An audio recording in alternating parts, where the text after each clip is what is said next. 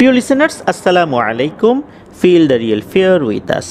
সত্যিকার ভয়ের অনুভূতি পেতে আফনান দহরওয়ার্ল্ডের সাথেই থাকুন। দেশ ও দেশের বাইরে যেখান থেকে আফনান দহরওয়ার্ল্ডের আজকের থার্সডে নাইটের 196তম এপিসোডের সাথে যুক্ত হচ্ছেন বা পরবর্তীতে হবেন, সকলকে জানাচ্ছি শুভেচ্ছা ও ভালোবাসা। আশা করি সবাই ভালো আছেন, সুস্থ আছেন।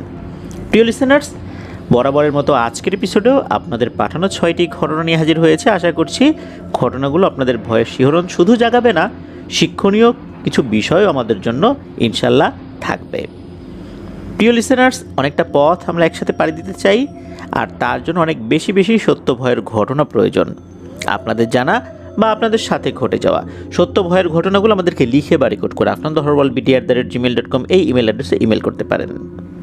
ইমেল অ্যাড্রেসের স্পেলিংটা বলে দিচ্ছি: AFNANTHEHORRORWORLDBD afnandahorwalbd@gmail.com। স্পেলিংটাও আমরা আমাদের ভিডিওর ডেসক্রিপশনে দিয়ে রেখেছি, সেখানে গিয়ে স্পেলিংটা চেক করে নিতে পারবেন।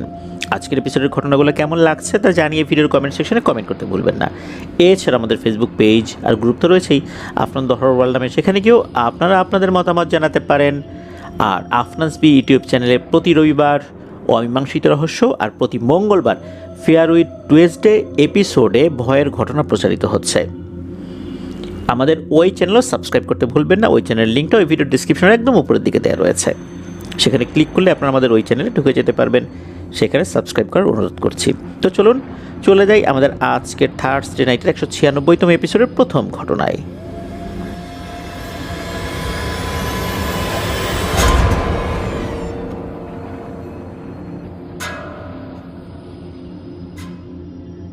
স্বাগতম জানাচ্ছি প্রিয় লিসেনার্স আমাদের আজকের থার্সডে নাইটের 196তম এপিসোডের প্রথম ঘটনায়। এই ঘটনাটি আমরা যার কাছ থেকে পেয়েছি, উনি একজন আপু, ওনার নাম হচ্ছে মনিকা। উনি ওনার ডিটেলস বলেছেন, অর্থাৎ ওনার জেলার নাম, উপজেলার নাম, ইউনিয়ন, গ্রাম, এমনকি ওনার শ্বশুর বাড়ি কোথায়, কোন ইউনিয়নের কোন গ্রামে সেটা উল্লেখ করেছেন। তবে সঙ্গত কারণে উনি শুধু ওনার জেলার নামটা বলতে বলেছেন, এই জন্য ওনার জেলার নামটাই বলছি। তো ওনার জেলা তো ঝিনাইদহ। ওনার নানির সাথে মূলত ঘটনাটি ঘটেছিল। ওনার নানির বাবার বাড়ি ঝিনাইদহ সদরের খাজুরা গ্রামে, আর ওনার নানার বাসাও কিন্তু ঝিনাইদহ সদরের মুরারিদহ গ্রামে। ঝিনাইদহের বিখ্যাত মিয়ার দালান নামক একটা জায়গা রয়েছে, ওইটার একদম সাথেই তার বাড়ি। এবার ঘটনা শুরু করি। ওনার নানির বাবার বাড়ির পেছনেই রাস্তা রয়েছে। অনেক আগের ঘটনা, কিন্তু এক্সাক্ট সালটা বলা যাচ্ছে না, তবে অনেক আগের। নানিরা কিন্তু 4 ভাই এবং 2 বোন ছিলেন। ঘটনার সময়ে নানির বয়স তখন 8 কি 9 বছর। তখন কিন্তু এই নানির পরিবারে অনেক অভাব ছিল। নানির বাবার তেমন কোনো সহায় সম্পত্তি ছিল না, চাষ করার উপযোগী তেমন কোনো জমিও ছিল না। নানির বাবা মানে বড় বাবা তখন দিন মজুরের কাজ করতেন। বড় বাবা ভোরে কাজে চলে যেতেন, আর বড় মা ফজরের নামাজ পড়ে রান্না করার জন্য ঘর থেকে চাল নিয়ে রান্না বাড়া শুরু করতেন। তো ঘটনার দিন আর কি, তো ওই দিন দিনের বেলাতেই যেটা হয় প্রতিদিনের মতো, ফজরের পর রান্না করার জন্য ঘর থেকে চাল নিয়ে উঠোনে এসেছেন।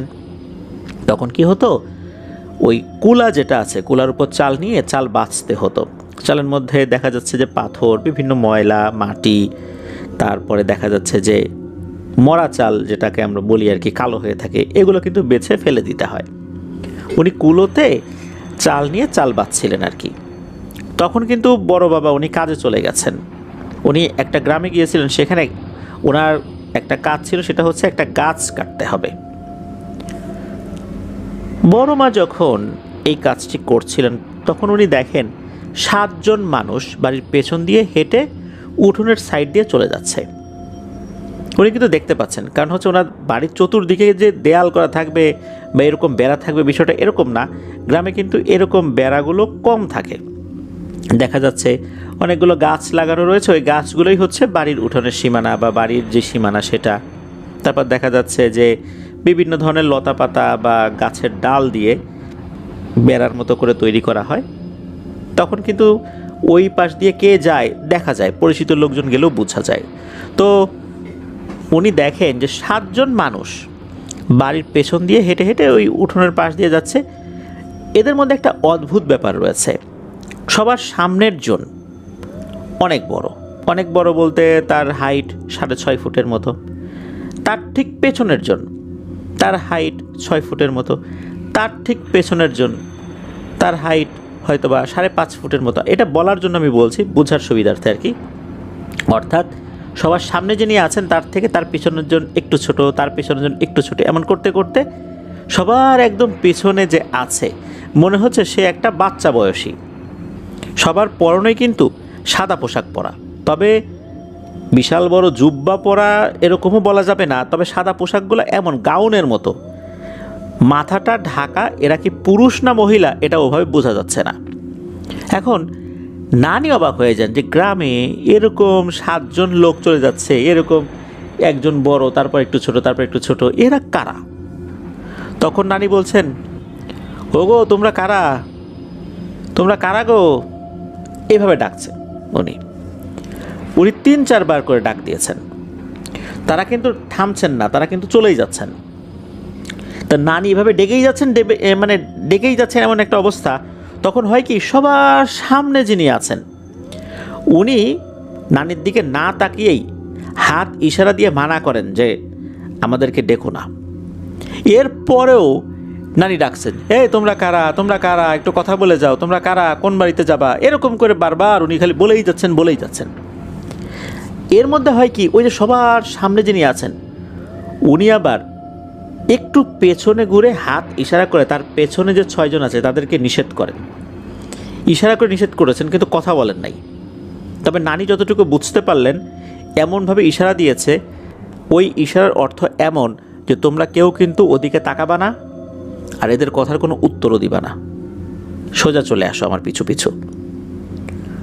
এদিকে হয় কি, সবার পেছনে মানে সপ্তম জন যিনি আর কি, এ তো একটা বাচ্চার মতো আর কি, এ আবার পিছন দিকে ঘুরে তাকিয়েছে, জাস্ট এক নজর ঘুরে তাকিয়েছে, এরপর আবার সোজা হাঁটা শুরু করেছে। তখন নাকি ওই সবার সামনে যিনি আছেন উনি আবার ঘুরে তাকে যেন একটু বকাঝকা করলেন।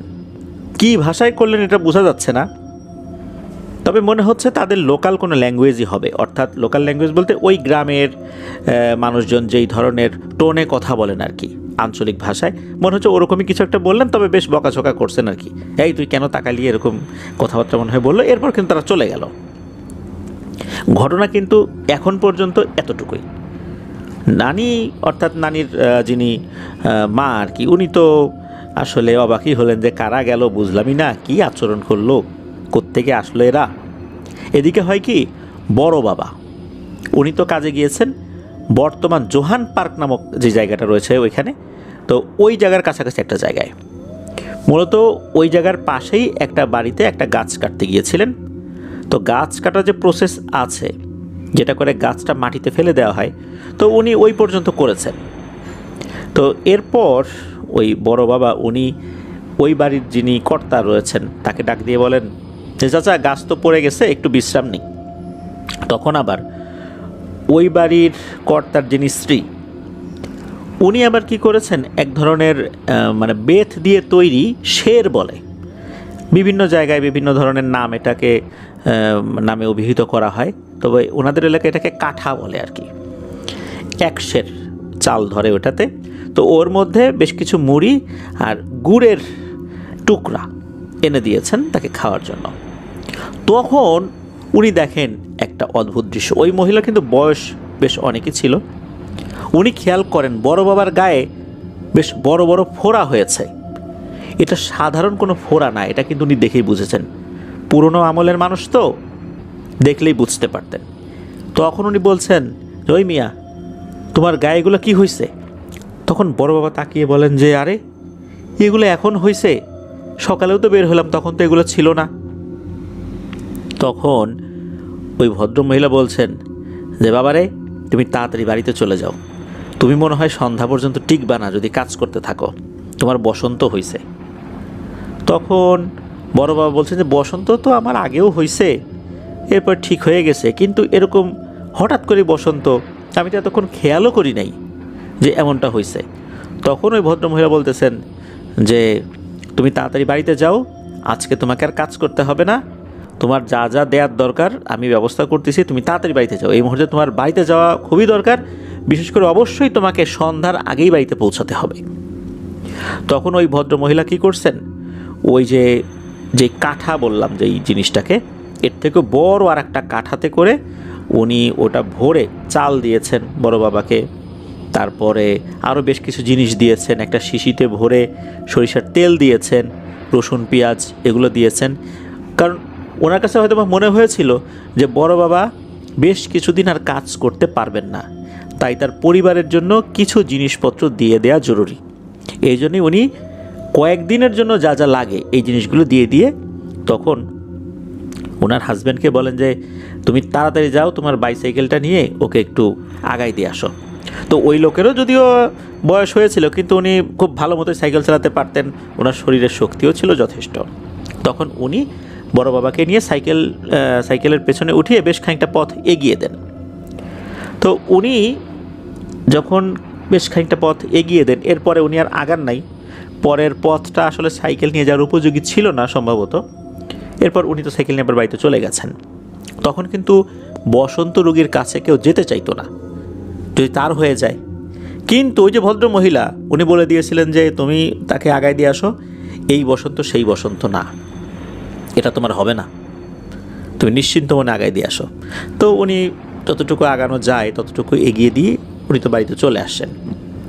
এদিকে হয় কি, বড় বাবা বাড়িতে আসার আগ পর্যন্ত মোটামুটি একটা পর্যায়ে উনি ছিলেন, কিন্তু বাড়ির কাছাকাছি যখন চলে আসছেন তখনই দেখতে পেলেন ওনার শরীরে বেশ ব্যথা শুরু হয়েছে। তাকিয়ে দেখেন ওনার সমস্ত শরীর একদম বসন্তে ভরে গেছে এবং যে গুটিগুলো উঠেছে সেটা অনেক বড় বড়।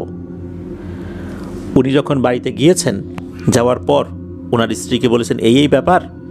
ওনার স্ত্রীও তো দেখে বেশ আতঙ্কিত হয়েছেন, যারে সকালে মানুষটা ভালোভাবে বের হলো আর এই অবস্থা এখন হয়ে গেল। যাই হোক, এগুলোর যে ঘরোয়া চিকিৎসা ছিল সেটাই করলেন। নিমের পাতা বেটে, কাঁচা হলুদ বেটে সমস্ত শরীরে লাগিয়ে দিয়েছিলেন। এভাবে চলছিল প্রায় 7 দিন।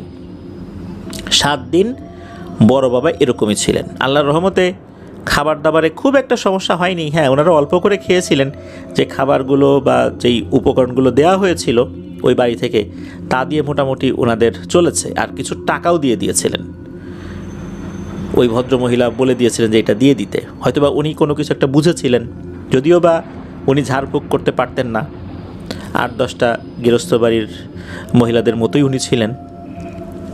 তো এই পর্যন্ত কোনো সমস্যা হয়নি। 7 দিন পর হঠাৎ করে বড় বাবার স্ত্রী মানে বড় মাকে ধরে যায় এই সেম সমস্যা।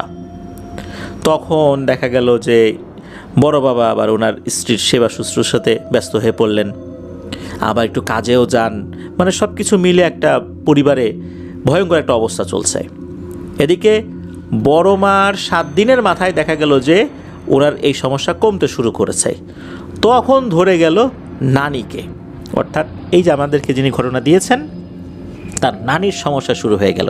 তার বয়স তো তখন 8 কি 9 বছর, এই মনিকাপুর নানির বয়স আর কি। তখন এই নানির শরীরে এমনভাবে বসন্ত হয়েছে যে এইটা যদি কেউ দেখে যে কোনো মানুষ ভয় পেয়ে যাবে। এমনভাবে গুটিগুলো হয়েছে, একটা থেকে আর একটার মাঝখানে দূরত্ব ছিল না বলতে হবে, এমন ভয়ঙ্কর অবস্থা। একটা সময় বড় বাবা এবং বড় মা ধারণাই করেছিলেন তার মেয়েটা বোধ হয় আর বাঁচবে না। এভাবে টানা প্রায় 4-5 দিন চিকিৎসা চলেছে। চিকিৎসা বলতে কিন্তু ওই যে ওনারা ঠিক যেভাবে ঘরোয়া পদ্ধতিতে চিকিৎসা করছেন ওইভাবেই।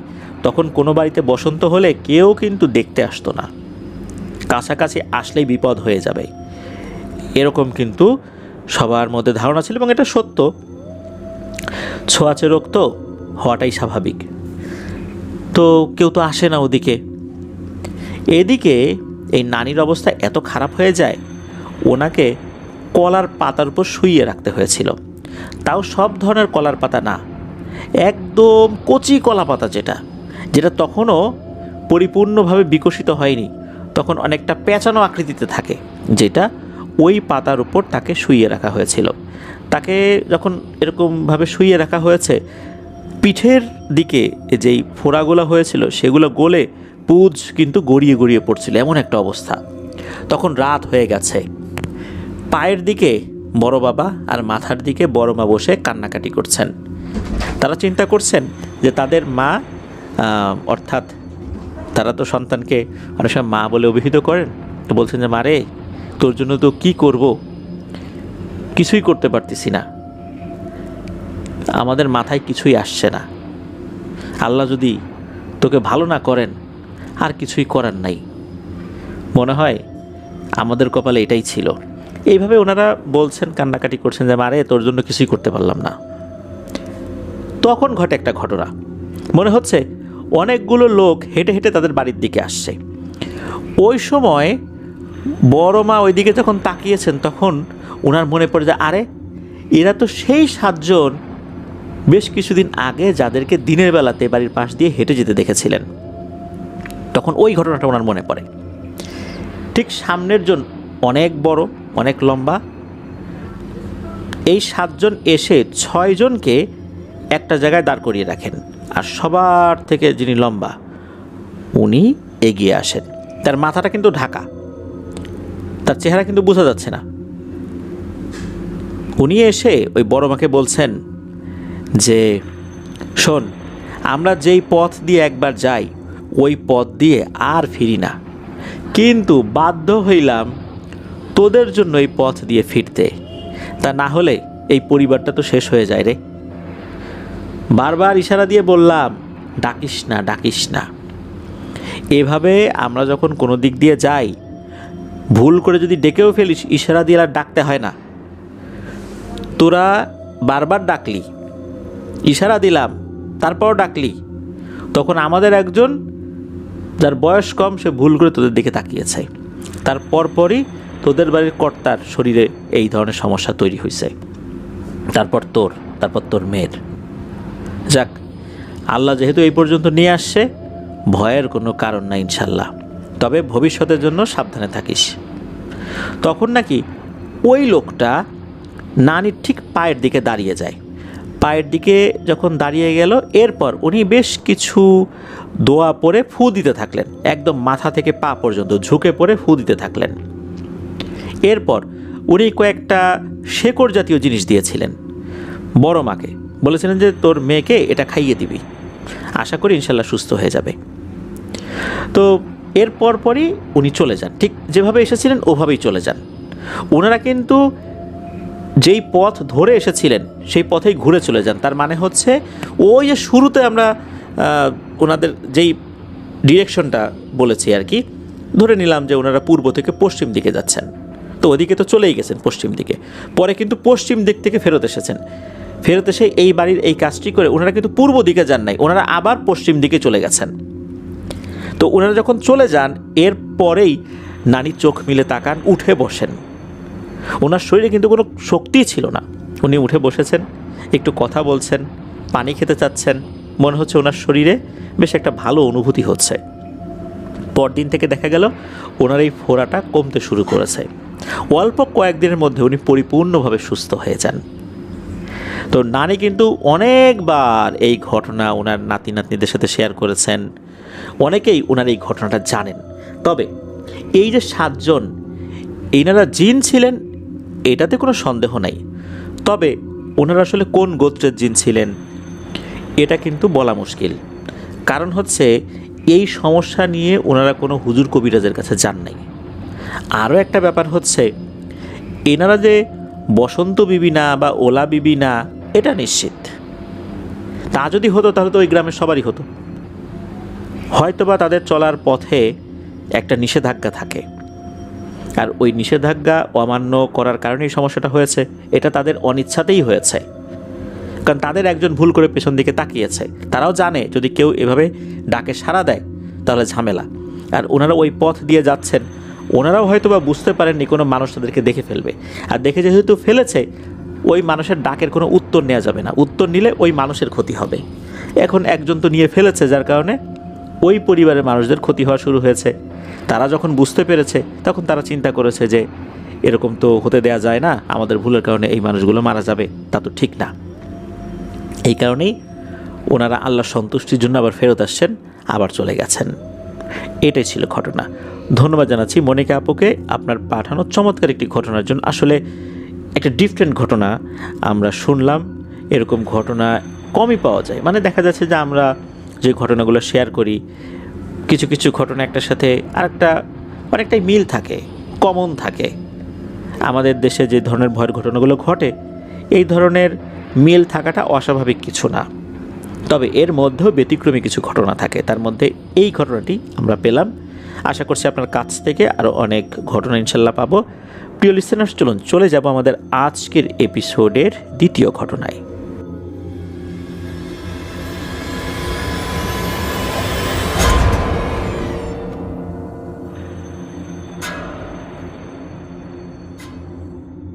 আবারও স্বাগতম জানাচ্ছি প্রিয় লিসেনার্স আমাদের এবারে থার্সডে নাইটের 196তম এপিসোডের দ্বিতীয় ঘটনায়। এখন যে ঘটনাটি আপনাদের সাথে শেয়ার করব, এই ঘটনাটি আমাদেরকে যিনি পাঠিয়েছেন উনি একটি কওমি মাদ্রাসার প্রধান শিক্ষক বা মুহতামিম, আর পাশাপাশি উনি একটি মসজিদের খতিব হিসেবেও দায়িত্ব পালন করছেন। ওনার নাম মাকসুদুল ইসলাম সাদিক। ওনার বাড়ি কুষ্টিয়া জেলার ইসলামী বিশ্ববিদ্যালয় থানার অধীনে একটি গ্রামে। উনি জানিয়েছেন যে এই ঘটনাটি উনি 2022 সালে ওনার অত্যন্ত শ্রদ্ধেয় একজন ওস্তাদের মুখে শুনেছিলেন। উনি তখন কুষ্টিয়া পৌর কবরস্থান মাদ্রাসার শরহে বেকায়া জামাতের স্টুডেন্ট ছিলেন। আমি এখানে লিসেনারদের উদ্দেশ্যে একটি কথা বলে রাখি, কারণ হচ্ছে কওমি মাদ্রাসার বেশ কিছু পরিভাষা রয়েছে। আমাদের স্কুল, কলেজ, ইউনিভার্সিটিতে যেরকম কিছু শব্দ রয়েছে যেগুলো ওই রিলেটেড লেখাপড়া যারা করেছেন তারা বুঝতে পারেন, ঠিক তেমনি কওমি মাদ্রাসায়ও কিন্তু কিছু কিছু শব্দ রয়েছে যেগুলো কওমি মাদ্রাসার স্টুডেন্টরা বুঝতে পারেন। এক্ষেত্রে বোঝার সুবিধার্থে বলি, সেটা হচ্ছে যারা দাওরা হাদিসে লেখাপড়া করেন, দাওরা হাদিস পর্যন্ত উঠতে গেলে বেশ কিছু ক্লাস কিন্তু পার হয়ে আসতে হয়। তো এই এক একটা ক্লাসকে এক একটা জামাত বলে। ঠিক তেমনি একটি জামাত হচ্ছে শরহে বেকায়া। উনি তখন ওই জামাতের স্টুডেন্ট ছিলেন আর কি। তো একদিন দার্স মানে ক্লাস চলছিল, তো আলোচনার মাঝখানে জিন প্রসঙ্গ উঠে এলো। তখন ক্লাসের অনেক ছাত্রই তাদের জানা বা শোনা বিভিন্ন অদ্ভুত ঘটনার কথা বলতে শুরু করলো। কেউ গ্রামের ঘটনা বলল, কেউ কারো আত্মীয়ের অভিজ্ঞতার কথা বলল। উনিও তখন, অর্থাৎ এই যে সাদিক ভাইও তখন ওনার আম্মুর সাথে ঘটে যাওয়া একটি ঘটনার কথা বললেন, যেটা কিন্তু আমাদের এই চ্যানেলেই জোড়া কালো জাদু শিরোনামে প্রচারিত হয়েছিল। আর তখন কিন্তু কয়েকজন কবিরাজের প্রতারণার ঘটনাও চলে আসলো। এই সমস্ত কথা শুনে ওস্তাদজি কিছুক্ষণ নীরব থাকলেন, এরপর বললেন, তোমাদের কথা তো শুনলাম, এবার আমার নিজের জীবনের একটা বিষয় শোনো। তখন তো সবাই আগ্রহ নিয়ে ওস্তাদের ঘটনাটা শোনার জন্য সবাই মুখিয়ে রয়েছেন। তখন ওই ওস্তাদ বলছেন, ঘটনাটি 2018-19 সাল এরকম একটা সময়ের আর কি, মানে এই 2022 সাল থেকে আরও বেশ কিছু বছর আগের আর কি। তখন কিন্তু উনি এই শিক্ষকতার পাশাপাশি কুষ্টিয়ার একটি স্বনামধন্য মসজিদের ইমাম ও খতিব হিসাবে দায়িত্ব পালন করতেন। মসজিদের নামটি উল্লেখ করতে চান নাই, কেননা নামটি বললে অনেকেই জায়গাটি চিনতে পারে, তখন একটু সমস্যা হতেই পারে। কেন হতে পারে এটা ঘটনার শেষ দিকে ইনশাল্লাহ লিসেনাররা বুঝতে পারবেন। উনি প্রথম 2 বছর খুব স্বাভাবিকভাবে ইমামতি করছিলেন, কোনো সমস্যাই ছিল না। কিন্তু হঠাৎ করে একটা সময় উনি ফিল করতে শুরু করলেন, উনি নামাজ পড়াতে দাঁড়ালেই ওনার মাথায় তীব্র ব্যথা শুরু হয়ে যায়। আর যখন তীব্র ব্যথা শুরু হয়ে যায়, কয় রাকাত নামাজ পড়াচ্ছেন, রুকু কি দিয়েছেন কি না, বা রুকু দিলেও সিজদা কয়টা দিয়েছেন, একটা দিয়েছেন না দুটো দিয়েছেন, এখন কত নাম্বার রাকাত, 1 নাম্বার রাকাত না 2 নাম্বার রাকাত না 3 নাম্বার রাকাত না 4 নাম্বার রাকাত, এরকম উনি ভুলে যেতেন। মানে প্রচণ্ড রকমের একটা সমস্যার মধ্যে উনি পড়ে গেলেন। প্রথম দিকে উনি বিষয়টাকে তেমন গুরুত্ব দেন নাই, ভেবেছিলেন হয়তো শারীরিক কোনো সমস্যা, ডাক্তার দেখালেন, ওষুধ খেলেন, কোনো উপকারই পেলেন না। দিন যেতে লাগলো, সমস্যাটা কিন্তু রয়ে গেল। একটা সময় বিষয়টা একটু খেয়াল করে উনি দেখতে পেলেন যে একটা অদ্ভুত ব্যাপার রয়েছে এর মধ্যে। মানে সবসময় যে ওনার মাথা ব্যথা হয় তা কিন্তু না। ওই মসজিদে যখন ইমামতির জায়গা ছাড়া অন্য জায়গা দাঁড়ান উনি, অর্থাৎ ইমামতির জন্য যে জায়গাটা নির্দিষ্ট রয়েছে, উনি ওখানে ইমামতি করার পর পেছন দিকে সরে এসে সুন্নত, নফল এই নামাজগুলো উনি পড়েন, তখন কিন্তু ওনার মাথা ব্যথা করে না। এই ধরনের সমস্যা হয় না। বা অন্য কোথাও উনি গিয়েছেন, সেখানে হয়তো বা মসজিদে ইমামতি করছেন, কোথাও বেড়াতে গিয়েছেন, সেখানে ইমামতির জন্য বলেছে, ইমামতির জন্য উনি দাঁড়িয়েছেন, তখন কিন্তু ওনার মাথা ব্যথা হয় না, এই ধরনের কোনো সমস্যাই হয় না। শুধু ওই মসজিদের ওই ইমামের নির্ধারিত জায়গায় যদি শুধু উনি দাঁড়ান, অন্য কেউ দাঁড়ালে কিন্তু সমস্যা হয় না, শুধু উনি দাঁড়ালেই সমস্যাটা হয়। এই বিষয়টা ওনাকে খুব ভাবিয়ে তুলল। সমাধানের আশায় উনি কিন্তু বিভিন্ন জায়গায় গিয়েছেন, কিছু ডাক্তার দেখালেন, কিছু কবিরাজ বা রাকিদের কাছেও গিয়েছেন উনি। কয়েকজনের কাছে উনি গিয়ে দেখলেন যে কোনো স্থায়ী সমাধান হচ্ছে না। এভাবে কিছুদিন চলার পর এক আত্মীয়ের মাধ্যমে তিনি ঈশ্বরদীর একজন কবিরাজের কথা শুনলেন। শেষ চেষ্টা হিসাবে তিনি সেখানে গিয়েছেন। উনি গিয়ে দেখেন কবিরাজের বাড়িতে অনেক মানুষের ভিড়, রুগীদের দীর্ঘ লাইন। বেশ কিছুক্ষণ অপেক্ষা করার পর তার সিরিয়াল এলো। কবিরাজ তাকে কিছুক্ষণ ভালো করে অবজার্ভ করলেন। তারপর ওনার সমস্যার কথা কবিরাজ নিজে থেকেই বলতে লাগলেন। এতে তো ওস্তাদজি বিস্মিত হবেন, এটাই স্বাভাবিক।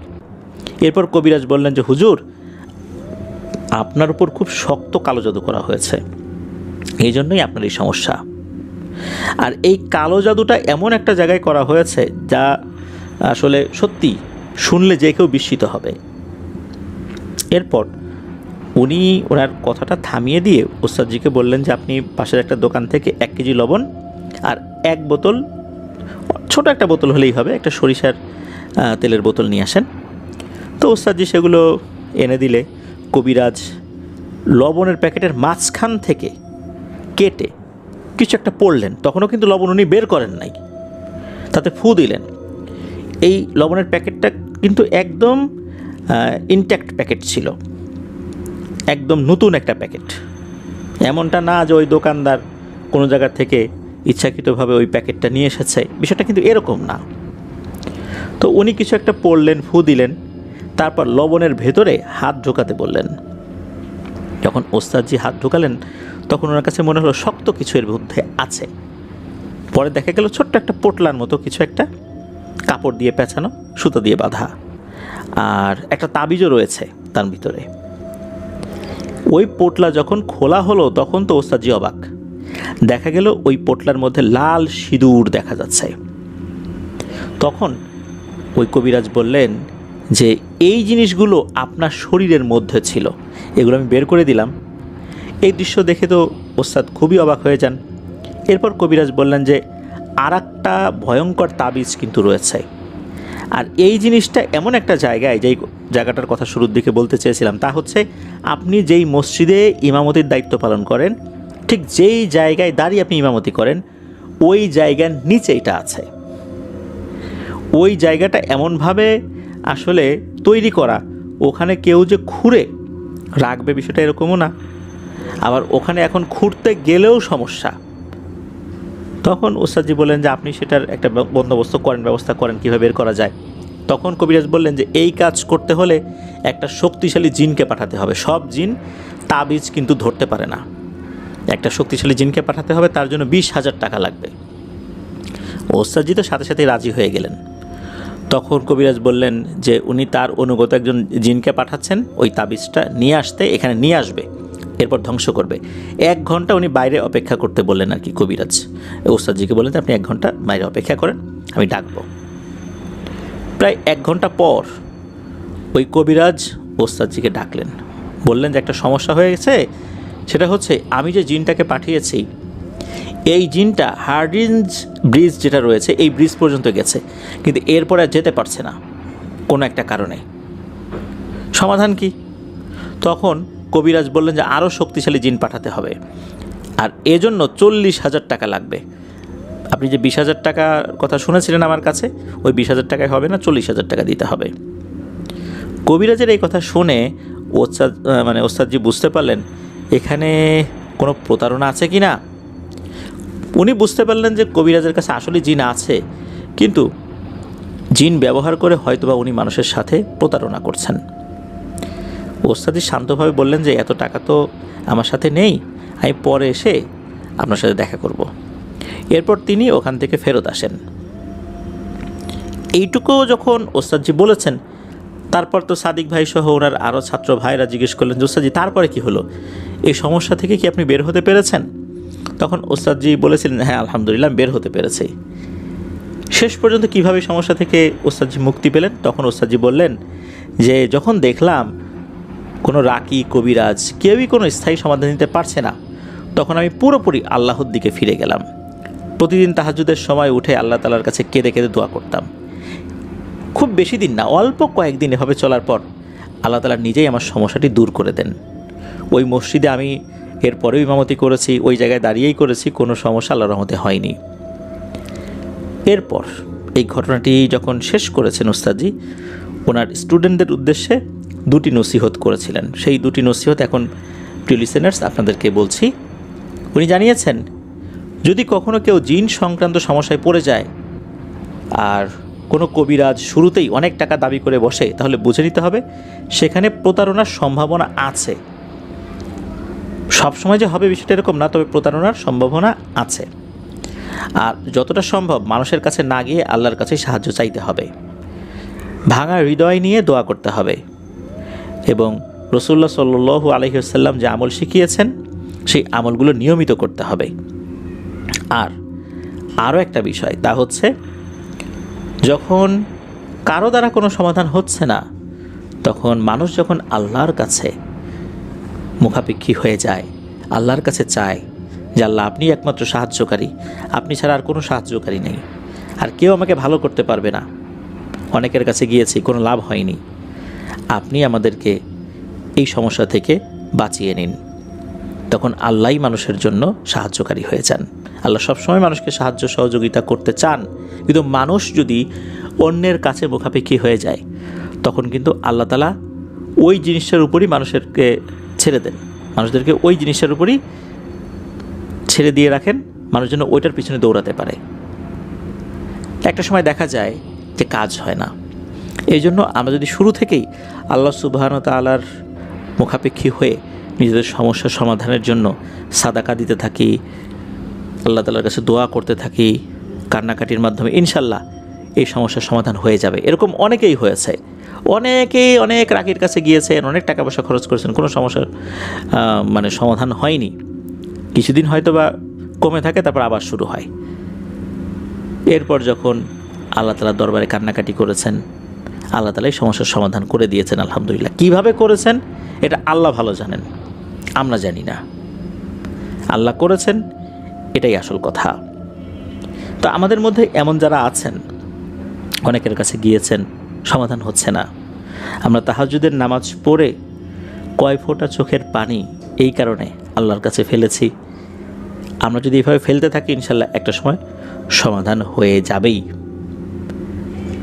আল্লাহ আমাদেরকে বুঝার তৌফিক দান করুন। ধন্যবাদ জানাচ্ছি।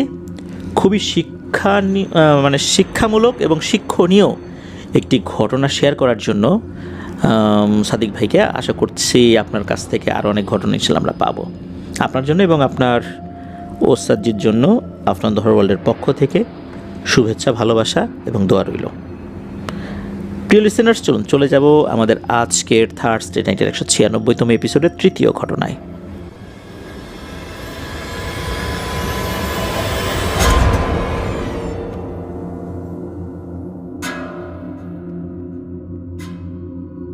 আবারও স্বাগতম জানাচ্ছি প্রিয় লিসেনার্স আমাদের এবারের থার্সডে নাইটের 196তম এপিসোডের তৃতীয় ঘটনায়। এখন যে ঘটনাটি আপনাদের সাথে শেয়ার করবো, এই ঘটনাটি আমাদেরকে যিনি পাঠিয়েছেন ওনার নাম মোহাম্মদ শাহিন। উনি কর্ণফুলী ইপিজেটে চাকরি করছেন। ওনার বাড়ি চট্টগ্রাম জেলার মিরসরাই উপজেলার মিরসরাই ইউনিয়নের মঠবাড়িয়া গ্রামে, যেই গ্রামটিকে অনেকে মঠবাড়িয়া নামেও চিনে থাকেন। তো ঘটনাটি উনি শুনেছিলেন এই রোজার ঈদের পরে ওনার এক আত্মীয়ের বিয়ের অনুষ্ঠানে গিয়ে। উনি যখন গিয়েছেন রাত্রে ওখানে ছিলেন, যখন রাত হয়েছে আত্মীয় স্বজনরা একত্র হয়ে বিভিন্ন ধরনের গল্পগুজব করছেন, তখন ভয়ের ঘটনার প্রসঙ্গ চলে আসে। অনেকেই নিশিডাকের ঘটনার কথা বলছেন, মেছো ভূতের ঘটনার কথা বলছেন। তখন কিন্তু আরেকটি ঘটনার কথা শোনা যায়। এই ঘটনাটি ঘটেছিল 2000 সালে। ওনাদের যেই মঠবাড়িয়া গ্রাম, এই গ্রামের 2 গ্রাম পরে আরেকটা গ্রাম রয়েছে, যে গ্রামের নাম হচ্ছে বটতলী। গ্রামটা সুফিয়া রোড থেকে 1 কিলোমিটার পশ্চিমে। যার সাথে ঘটেছে ওনার নাম বেলায়েত। উনি ওই সময় মসজিদের ইমাম ছিলেন, সবাই ওনাকে বেলায়েত হুজুর নামেই চেনেন। তো উনি কিন্তু ইমামতির পাশাপাশি পশু পালন করতেন। ওই সময় ওনার, অর্থাৎ ওই ঘটনার সময়ে ওনার 6টা ছাগল ছিল। ওনার ওই সময়ে যেই ছেলেটার মানে বয়সের কথা যদি চিন্তা করি, তখন তার বয়স ছিল 14-15 বছর, তার যে ছেলে আর কি। তার ছেলেটা মূলত এই ছাগলগুলো দেখাশোনা করত। একদিন বাবার কাছে বায়না ধরেছে বন্ধুদের সাথে কোথাও যাবে, আস্তে আস্তে কিন্তু মাগরিবের নামাজ পার হয়ে যাবে। ছেলে আবদার করেছে, এটা তো রক্ষা করতেই হবে। ছেলে কিন্তু বলে গিয়েছিল যে বাবা তুমি কিন্তু আসরের নামাজটা পড়িয়ে ছাগলগুলো বাসায় রেখে এসে তারপর মাগরিবের নামাজ পড়াতে আসবা। উনিও এরকমই চিন্তা করেছিলেন। তো আসরের নামাজ পড়ানোর যখন সময় এসেছে, তখন দেখা গেল মসজিদে বেশ কিছু লোকজন এসেছেন। তাদের কথাবার্তায় মনে হচ্ছিল যে আসরের নামাজের পরপরই তারা জরুরি কিছু কথাবার্তা বলবেন। এখন দেখা গেল এদের মধ্যে কমিটির, অর্থাৎ মসজিদ কমিটির কয়েকজন লোকও আছেন। সমস্যা হয়ে গেল যে ওনাদেরকে তো আর বলা যায় না যে আমি ছাগলগুলো বাড়িতে রেখে আসি। হুজুরের বাড়িটা কিন্তু মসজিদের একদম কাছাকাছিও ছিল না, একটু দূরে ছিল। যার কারণে উনি যদি ছাগল নিয়ে বাড়ির দিকে যাওয়া শুরু করেন, আস্তে আস্তে মাগরিবের আজান দিয়ে দেবে। এদিকে তারাও একটা জরুরি বিষয় আলোচনা করছে। আলোচনা করতে করতে দেখা গেল যে এমন একটা সময় এসে আলোচনা শেষ হয়েছে, তখন ছাগলগুলো নিয়ে আসলে বাড়িতে যদি যাওয়া হয়, ওই বাড়ির ওখানেই মাগরিবের আজান দিয়ে দেবে। উনি আর ফেরত এসে মাগরিবের নামাজ পড়াতে পারবেন না। আর মাগরিবের নামাজ পড়ানোর জন্য অন্য কাউকে দায়িত্ব দিয়ে যেতে পারছিলেন না ওই সময়। কি আর করা, উনি করেছেন কি, ওই ছাগলগুলো কিন্তু মসজিদের কাছাকাছি একটা মাঠে রাখা ছিল আর কি, বেঁধে রাখা ছিল। উনি ছাগলগুলো নিয়ে এসে মসজিদের পাশে একটি গাছের সাথে বেঁধে রেখেছেন। মাগরিবের নামাজ পড়িয়ে ওই ছাগলগুলো নিয়ে বাড়ির দিকে হাঁটা শুরু করেছেন। তো ওনার যাবার যে পথ, এই পথটা কিন্তু মাঠের ভেতর দিয়ে, ফসলি জমিও রয়েছে। তবে সব দিকেই যে ফসলি জমি বিষয়টা এরকম না, এমন কিছু জায়গা রয়েছে যেই জায়গাটা শুধু মাঠ আর কি, ওদিক দিয়ে হেঁটে যাওয়া যায়। তো উনি যখন হাঁটতে হাঁটতে মাঠের ঠিক মাঝ বরাবর এসে পৌঁছেছেন, ছাগলগুলো সাথেই আছে। 6টা ছাগলের 6টা দড়ি কিন্তু ওনার হাতে আছে। ছাগলগুলো একদম বাধ্য ছাগলের মতোই তার সাথে সাথে হেঁটে আসছে। এমন সময় উনি দেখতে পান মাঠের মধ্যে ভারী ভারী গহনা পরা, লাল শাড়ি পরা একটা মহিলা দাঁড়িয়ে আছে। হুজুর তো দেখেই বুঝেছেন এই জিনিসটা কি, কারণ উনি মাগরিবের নামাজ পড়ে বাড়িতে যান, আবার এশার নামাজ পড়ানোর জন্য বাসা থেকে চলে আসেন। এরকম ঘটনা কিন্তু নতুন কিছু না, এই পথ দিয়েই উনি যান। মাগরিবের পরে ওই গ্রামের কোনো মহিলা এরকম ভারী গহনা পরে এখানে দাঁড়িয়ে থাকবে, এটা হতেই পারে না, এটা অন্য কিছু। উনি তো বুঝতে পারছেন, আর উনি যে বুঝতে পারছেন সেটা ওই জিনিসটাও বুঝে গেছে। ওই জিনিসটা তখন বলতেছে, কিরে বেলায়েত কেমন আছিস? আমার নাম মরিয়ম। তোর তো অনেকগুলো ছাগল আছে, দে না একটা ছাগল আমাকে। হুজুর বলেন, কেন? আমার ছাগল তোকে দেব কেন? আমার ছাগল তো আমি তোকে দেব না। এদিকে হয় কি, ওই দূরে দাঁড়িয়ে থাকা ওই অভাবটা আস্তে আস্তে হাঁটতে হাঁটতে হুজুরের কাছাকাছি চলে আসে, মাত্র 4 থেকে 5 হাত দূরত্বে। ওই ছাগল যেগুলো হুজুরের পাশেই দাঁড়ানো ছিল, এরা কিন্তু ওই অভাবটা দেখে ভয় পাচ্ছে, জোরে জোরে ডাকাডাকি করছে। বিষয়টা এরকম না, এরা শান্তই আছে। আর ওই অভাবটাও কিন্তু একদম সাধারণ চেহারা বলতে 8-10টা মহিলার চেহারা যেরকম হয় ওরকমই চেহারা আর কি। সাজুগুজু করলে যেরকমটা দেখা যায়, অনেকটা ওইরকম দেখা যাচ্ছে। আহামরি সুন্দরীও না, কুৎসিত না, স্বাভাবিক আর কি। আর গলার ভয়েসও স্বাভাবিক।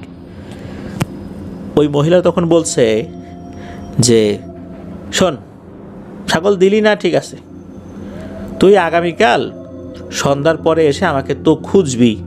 তখন কি হবে, আমাকে ডাকার পদ্ধতি বলে দিই। তুই এখানে এসে 3বার ও মরিয়ম, ও মরিয়ম, ও মরিয়ম এরকমভাবে 3বার ডাক দিবি। হুজুর এ কথা শুনে বলতেছেন, বাবা বাবা, আমার বইয়েই গেছে, আমি রাত বিরেতে এসে তোকে ডাকাডাকি করবো না, যা সর সামনে থেকে। তখন হয় কি, ওই অভাবটা কোথায় যেন মিলিয়ে যায়। হুজুর ভয় না পেয়ে ছাগলগুলোকে নিয়ে বাড়িতে চলে আসেন। বাড়িতে আসার পর ছাগলের যে ঘর সেখানে বেঁধে রেখে ওনার ওয়াইফকে বলে আসেন যে আমি এশার নামাজ পড়াতে চলে যাচ্ছি। এরপর উনি ঠিকঠাক মতো ওই মাঠ দিয়েই আবার আসেন, প্রতিমধ্যে কিন্তু কাউকে দেখেন নাই। এশার নামাজ পড়িয়ে আবার ওই মাঠ দিয়েই বাড়িতে এসেছেন। বাড়িতে আসার পর এই বিষয়টা নিয়ে আসলে ওইভাবে আলোচনাও করেন নাই কারোর সাথে।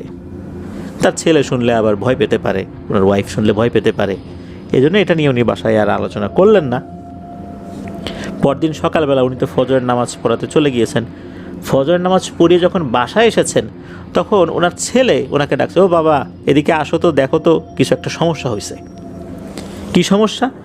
ওনার ছেলে বলছে যে ছাগলগুলো সে যখন ছাগলের ঘর থেকে বাইরে বের করার জন্য গিয়েছে, দড়িগুলো খুলেছে, মনে হচ্ছে এই ছাগলগুলো চোখে কিছু দেখছে না, ছাগলগুলো সব অন্ধ হয়ে গেছে। এরপর ছাগলগুলোকে যখন বাইরে বের করেছে দেখা যাচ্ছে ছাগলগুলো একটা একদিকে যায় আর একটা আরেক দিকে চলে যায়। তারপর ছাগলের মুখের সামনে পাতা ধরেছে, কোনো একটা গাছের পাতা, কাঁঠালের পাতা বা অন্য কোনো গাছের পাতা। ছাগল এগুলো টেরই পাচ্ছে না, তার মানে হচ্ছে সে চোখেই দেখছে না। গন্ধ সুখে কিছু একটা জিনিস বের করার চেষ্টা করছে কিন্তু চোখে দেখছে না। তখন তো হুজুর বুঝতে পারছেন ঘটনাটা কি হয়েছে, তার 6টা ছাগলই অন্ধ হয়ে গেছে। আর এটার পেছনে ওই যে মরিয়ম, ওর একটা হাত রয়েছে। উনি তখন তার ছেলেকে বললেন যে বাবা তুমি একটা কাজ করো, ছাগলগুলোকে মাঠে নেওয়ার দরকার নেই, বাসায় বেঁধে রাখো, ওদের সামনে খাবার দাও, হাতে তুলে মুখের কাছে খাবার খাওয়াও, আমি দেখছি এটা নিয়ে কি করা যায়। হুজুর তৎক্ষণাৎ ওনার একজন ওস্তাদের কাছে চলে গেলেন। ওস্তাদের কাছে গিয়ে এই বিষয়টা খুলে বললেন। ওস্তাদ তখন বললেন যে ও এই ব্যাপার, সহজ সমাধান আছে, যে এটা করছে ওই এটা ঠিক করে দেবে ইনশাল্লাহ। তার জন্য তোমাকে একটা কাজ করতে হবে, 1 লাইনের একটা দোয়া শিখিয়ে দিলাম, এটা পড়বা। দোয়াটা তার ওস্তাদ তাকে বললেন, এরপর কাগজে লিখে দিলেন। তখন ওস্তাদ বললেন যে হুজুর আমাকে, মানে ওই বেলায়েত হুজুর বলতেছেন যে হুজুর দোয়া তো লিখে দেওয়ার দরকার নেই, এটা আমার মনে থাকবে। তখন ওস্তাদ বলতেছেন না, এটা তোমার মনে থাকবে না, এটা তুমি ভুলে যাবা, তোমাকে ভুলিয়ে দেয়া হবে, এই জন্য আমি লিখে দিলাম। তুমি যখন জায়গা মতো এটা পড়তে যাবা তখন দেখবে এটা তুমি পড়তে পারতেছো না, এই জন্য আমি তোমাকে লিখে দিলাম। আর তুমি এটা পড়বা, এরপরে যা যা করতে হবে সেটাও আমি বলে দিচ্ছি। উনি আরও কিছু বিষয় শিখিয়ে দেন। আর হুজুর এটাও বলে দেন, অর্থাৎ ওস্তাদ যিনি এটাও বলে দেন, তুমি কিন্তু সন্ধ্যার পর যখন ওই মাঠে যাবা তখন অবশ্যই লুঙ্গি পরে যাবা, উপরে তো পাঞ্জাবি থাকবেই, লুঙ্গি পরে যাবা, এটার একটা কাজ রয়েছে। ঠিক আছে, ওস্তাদের কাছ থেকে বিদায় নিয়ে উনি বাসায় চলে আসেন। বাসায় চলে আসার পর মাগরিবের নামাজ পড়ে উনি আবার ওই মাঠের ভিতর দিয়ে হাঁটা শুরু করেছেন। উনি যখন মাঝামাঝি এসেছেন তখন উনি সব প্রস্তুতি সম্পন্ন করেছেন, কাগজে লেখা দোয়াটাও হাতে বের করেছেন। উনি সত্যি ফিল করছিলেন যে উনি দোয়াটা মনে করতে পারছেন না, কী যেন দোয়া, কী যেন দোয়া। উনি চিন্তা করেছিলেন যে দোয়াটা তো আমার মুখস্থই ছিল, আগেও মুখস্থ ছিল, কিন্তু এটা যে ওই সময় পড়তে হবে এটা ওনার ধারণা ছিল না। কিন্তু উনি স্মরণেই আনতে পারছিলেন না যে দোয়াটা কী। তো এরপর পকেট থেকে বের করেছেন, কাগজটা হাতেই রেখেছেন। আর কাগজটা যেহেতু হাতে রেখেছেন, কলম দিয়ে এমনভাবে একটু বড় বড় করে লেখা হয়েছিল যে চাঁদের আলোতেও মোটামুটি ভালো করে বোঝা যায় আর কি। তো উনি যখন মাঠের মাঝামাঝি চলে আসছেন, আসার পর বলতেছেন ও মরিয়ম, ও মরিয়ম, ও মরিয়ম, এভাবে 3বার ডাক দিচ্ছে। তখন কোত্থেকে যেন নূপুরের ঝনঝন ঝনঝন শব্দ শুরু হয়েছে। বোঝা যাচ্ছে ওই জিনিসটা আসছে, কিন্তু কোন দিক থেকে আসছে এটা বোঝা যাচ্ছে না। আওয়াজটা হচ্ছে উপরের থেকে, পেছন থেকে, ডানে বাঁয়ে, সামনে বোঝা যাচ্ছে না, তবে আওয়াজ হচ্ছে কোনো একটা দিক থেকে। হঠাৎ করে তার সামনে ওই মরিয়ম চলে আসে। আসার পরে বলতেছে, এ রে হুজুর, বলছিলাম না আমাকে তুই ডাকবি, আমাকে তুই খুঁজবি, শেষ পর্যন্ত খুঁজলি তো, এখন বল ছাগল কি দিবি নাকি আরও বড় কোনো ক্ষতি করব? তখন হুজুর বলেন যে আমি গরিব মানুষ, 6টা মাত্র ছাগল আছে, এগুলো আমি বিক্রি করব পরে, তো আমার তো চলতে হবে, তুমি অন্য কিছু চাও। তখন ওই মরিয়ম বলে, না আমাকে একটা ছাগলই দিতে হবে। তখন হুজুর বলে, বুঝছি, তোমাকে শেষ সুযোগ দিছিলাম, কাজ হলো না, ঠিক আছে। এই বলেই হুজুরের হাতে রাখা কাগজটা খুলেই উনি ওই দোয়াটা পড়তে শুরু করেছেন। কয়েকবার পড়ার পর হুজুর কি করেছেন, একটু ঝুঁকে পড়ে অর্থাৎ রুকুর হালতে গিয়ে ওনার লুঙ্গির একদম নিচের অংশ, যেটা পায়ের গোড়ালির কাছে যেটা থাকে, ওইটা ধরেছেন, 2 আঙ্গুল দিয়ে চেপে ধরেছেন ওইটার মাথা। এবার আস্তে আস্তে উনি সোজা হচ্ছেন, দোয়া কিন্তু পড়েই যাচ্ছেন। তো উনি যখন সোজা হচ্ছেন তখন লুঙ্গির নিচের অংশটা কিন্তু আস্তে আস্তে উঁচু হচ্ছে, উঁচু হতে হতে হাঁটুর কাছাকাছি চলে যখন আসছে, তখন মরিয়ম বলতে থাকে, এই হুজুর থাম থাম থাম, আমার এত বড় সর্বনাশ আর করিস না, আমি কথা দিচ্ছি তোর যে ছাগলগুলো ছিল এগুলো ঠিক হয়ে যাবে, কিন্তু আমার এই ক্ষতিটা করিস না।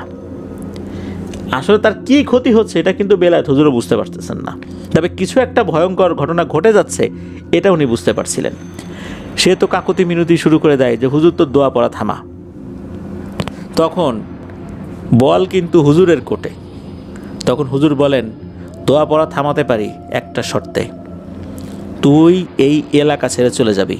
শুধু এলাকা না, তুই বাংলাদেশ ছেড়ে ভারতে চলে যাবি, এই দেশের বাউন্ডারির মধ্যে তুই থাকবি না, কারণ তুই এই কাজ আবার অন্য লোকের সাথে করবি, এটা আমি হতে দেব না। তখন ওই মরিয়ম বলে, ঠিক আছে তাই হবে, আমি চলে যাব, তবে একটা অনুমতি আমাকে দে, প্রতি বছর আমি এখানে আসব, এখানে আমার একটা কাজ আছে, এখানে যে মেলাটা হয় ওই মেলায় আসব। স্থানীয় ভাষায় ওই মেলাটাকে ঘড়িয়া বলে, ঘড়িয়া মানে মেলা। প্রতি পহেলা বৈশাখে ওখানে ঘড়িয়া বা ঘড়িয়া হয় আর কি। তো এটা নাকি এই মিরসরাই উপজেলার অনেক বছরের ঐতিহ্য, তবে 5-6 বছর ধরে বেশ কিছু কারণে নাকি এই মেলাটা হচ্ছে না। ওই মরিয়ম বলেছিল যে প্রতি বছর সে এখানে আসে, সে এখানে আসতে চায়, তখন নাকি হুজুর অনুমতি দিয়েছিলেন যে ঠিক আছে এখানে আসা যাবে। এরপর নাকি হুজুর দোয়া পড়া থামিয়ে দেন, মরিয়ম চলে যায়। হুজুর বাড়িতে আসেন, এসে দেখেন ছাগলগুলো একদম ঠিকঠাক হয়ে গেছে। পরবর্তীতে মরিয়মের সাথে হুজুরের কখনো দেখাও হয়নি, আর মরিয়মকে পরবর্তীতে কেউ দেখেছে আবার ছাগল চেয়েছে বা এটা চেয়েছে সেটা চেয়েছে এমনটাও হয়নি। তো এটাই ছিল ঘটনা। প্রিয় লিসেনার্স, একবার ভাবুন, একটা দোয়া, ছোট্ট একটা দোয়া, এই দোয়াটা জাস্ট খালি উনি পড়া শুরু করেছেন একটা নির্দিষ্ট পদ্ধতি মেনে। ওই সময় যে ওই মরিয়মের কি হয়েছে বা কি হচ্ছে এটা কিন্তু বেলায়েত হুজুর বুঝতে পারেন নাই, তবে এতটুকু বুঝতে পেরেছিলেন যে ওর অবস্থা খারাপ হয়ে যাচ্ছে, বিশাল একটা ঝামেলা ওর হচ্ছে। কি ঝামেলা এটা কিন্তু মরিয়ম বলে নেই, শুধু এতটুকু বলেছেন যে আমার সম্মান নষ্ট করিস না, আমার এত বড় ক্ষতি করিস না, এতটুকু বলেছিল। দোয়ার যে আসলে কি প্রভাব এটা আমরা বুঝতে পারি না। প্রতিটা দোয়ার একটা হায়ার ফ্রিকোয়েন্সি রয়েছে। এই ফ্রিকোয়েন্সিটা আসলে বিজ্ঞান যেই যন্ত্রগুলো আবিষ্কার করেছে এটা দিয়ে ধরা সম্ভব না। এটা এমন এক ফ্রিকোয়েন্সি, এটা মহান আল্লাহ সুবহানাহু ওয়া তাআলাই জানেন ভালো আমাদের থেকে, এটা আমরা জানি না।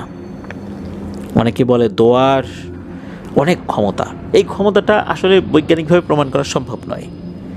এটা যে কি ক্ষমতাবান একটা জিনিস এটা আল্লাহ ভালো জানেন।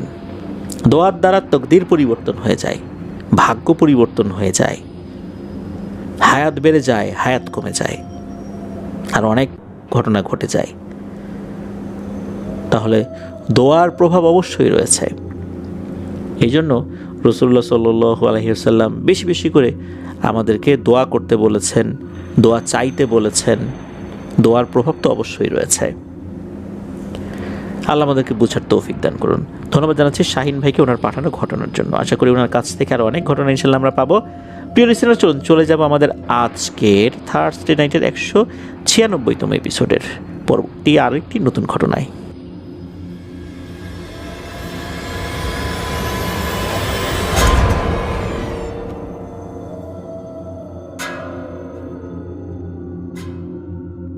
আবারও স্বাগতম জানাচ্ছি প্রিয় লিসেনার্স আমাদের এবারে থার্সডে নাইটের 196তম এপিসোডের চতুর্থ ঘটনায়।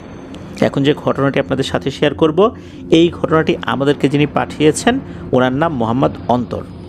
ওনার বাড়ি নারায়ণগঞ্জ জেলার ফতুল্লা উপজেলার এনায়েতনগর ইউনিয়নের ধর্মগঞ্জ গ্রামে। উনি যে ঘটনাটি আমাদেরকে পাঠিয়েছেন এই ঘটনাটি উনি ওনার পরিবারের লোকদের কাছে, তারপর এলাকার মুরব্বীদের কাছে, এরকম অনেকের মুখেই শুনেছেন। ঘটনাটির স্থান কিন্তু ওনার বাসার খুব কাছেই, একটা গার্মেন্টসকে কেন্দ্র করে। গার্মেন্টসটার নাম জ্বালানি গার্মেন্টস। অনেকে এটাকে জ্বালানি মেল বলে থাকেন। ঘটনাটি নাকি শুরু হয় 1995 সালে। তখন এই মিলে প্রায় 1000 খানিক পোশাক শ্রমিক কাজ করত। ওনাদের এলাকাটা অনেক জমজমাট ছিল। এই জ্বালানি মিলের পাশে মৌলা টেক্সটাইল মিল এবং এসিআই প্লাস্টিক ফ্যাক্টরি ছিল। ভালোই চলছিল সব কিছু। প্রতিদিনের মতো সবাই ডিউটি করতে এই মিলে আসে, যে যার মতো কাজে লেগে পড়ে। অনেকক্ষণ কাজ করার পর সবাই খেয়াল করে তাদের মধ্য থেকে একজন লোক নাই। কয়েকজন বলছে, কি ব্যাপার, ও তো আমাদের সাথেই কাজ করছিল, কোথায় গেল কাউকে কিছু না বলে। তখন সিকিউরিটিকে জিজ্ঞেস করা হলো যে সে কি বাইরে গিয়েছে কিনা। তখন সিকিউরিটি বলে, কই না তো, এখন পর্যন্ত তো কেউই বাইরে বের হয় নাই। তখন তো সবাই বেশ চিন্তায় পড়ে যায়, লোকটা কোথায় গেল। খোঁজাখুঁজি শুরু হয়ে গেল। খোঁজাখুঁজির একটা পর্যায়ে দেখা গেল ওয়াশরুমের দরজাটা ভেতর থেকে লক করা। কিছু লোক মিলে ওই দরজাটা ভাঙে, কিন্তু দরজাটা ভাঙার পর যে দৃশ্যটা সবাই দেখলো, এটা দেখে তো কয়েকজন ওখানেই জ্ঞান হারিয়ে ফেলে।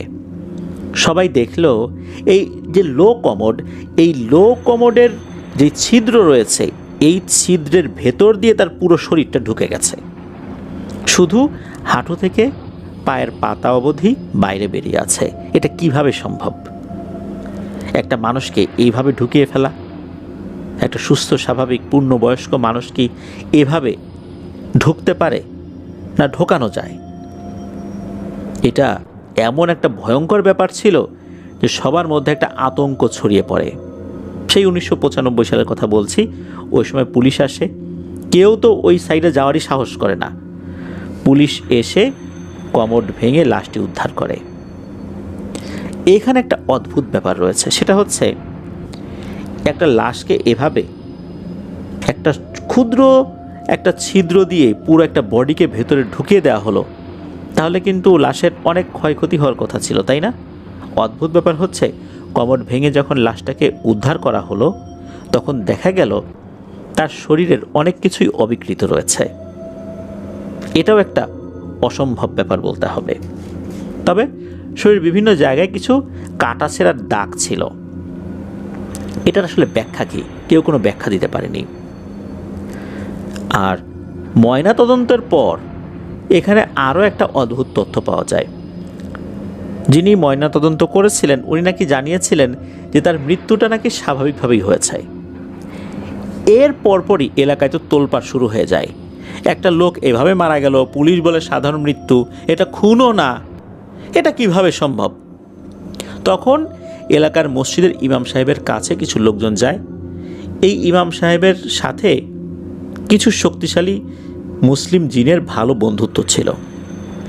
উনি যে তথ্য দেন তা শুনে তো মানুষজন আরও আতঙ্কিত হয়ে যায়। উনি জানান কোনো একটা শক্তিশালী তান্ত্রিক এই মিলের ভেতরে 7টা শক্তিশালী জিনকে বন্দি করে রেখেছে তাদের ইচ্ছার বিপরীতে।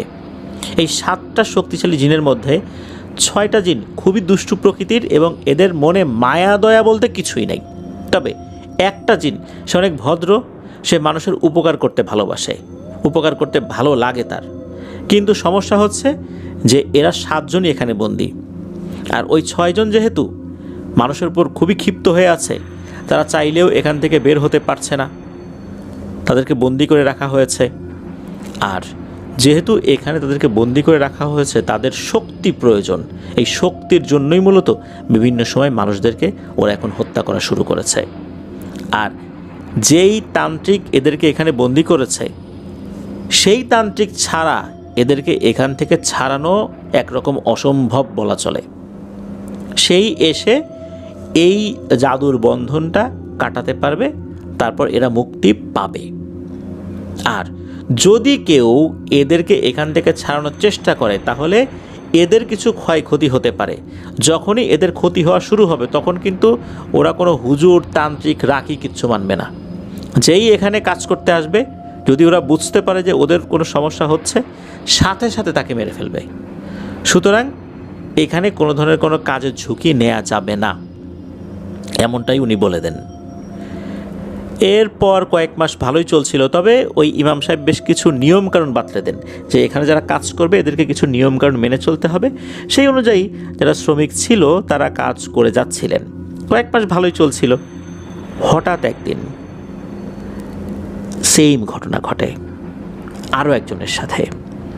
আগেরবার কিন্তু ওয়াশরুমের দরজা বন্ধ ছিল ভেতর থেকে, এবার কিন্তু দরজা খোলাই ছিল। এবারও সেম ঘটনা ঘটল। আগেরবার যেরকম রিপোর্ট এসেছিল এবারও সেম রিপোর্টই আসে। এরপর কোনো শ্রমিক এখানে কাজ করতে চায় না। অনেক হুজুর কবিরাজকে ডাকা হয়েছিল। যখনই এই মিলের নাম শোনে, তার অনুগত জিনেদের কাছ থেকে তথ্য পায়, তখন তারা ভুলেও এর ত্রিসীমানায় আসতে চায় না। একটা পর্যায়ে এই মিলের মালিক বাধ্য হয়ে এই মিলটিকে বন্ধ করে দেয়। মিল বন্ধের কয়েক বছর পেরিয়ে যায়। কোনো একদিন এক রিক্সা চালক রিক্সাটি সাইডে রেখে এই মিলের ভেতরে গিয়েছে জল বিয়োগ করতে। ওই রিক্সা চালককে এলাকার একজন লোক জিজ্ঞেস করে যে আপনি কি করেন, কোথায় যান? তখন ওই রিক্সা চালক বলেন যে আমি একটু জল বিয়োগ করে আসি। তখন ওই এলাকার লোকটি বলেছিলেন যে ভাই, জায়গাটা ভালো না, আপনি দ্রুত এখান থেকে চলে যান। তখন ওই রিক্সা চালক মনে করেছিলেন এখানে হয়তো বা উটকো ছেলে পেলে আছে, নেশা পানি করে, ছিনতাইকারী আছে, এরকম চিন্তা করেছে।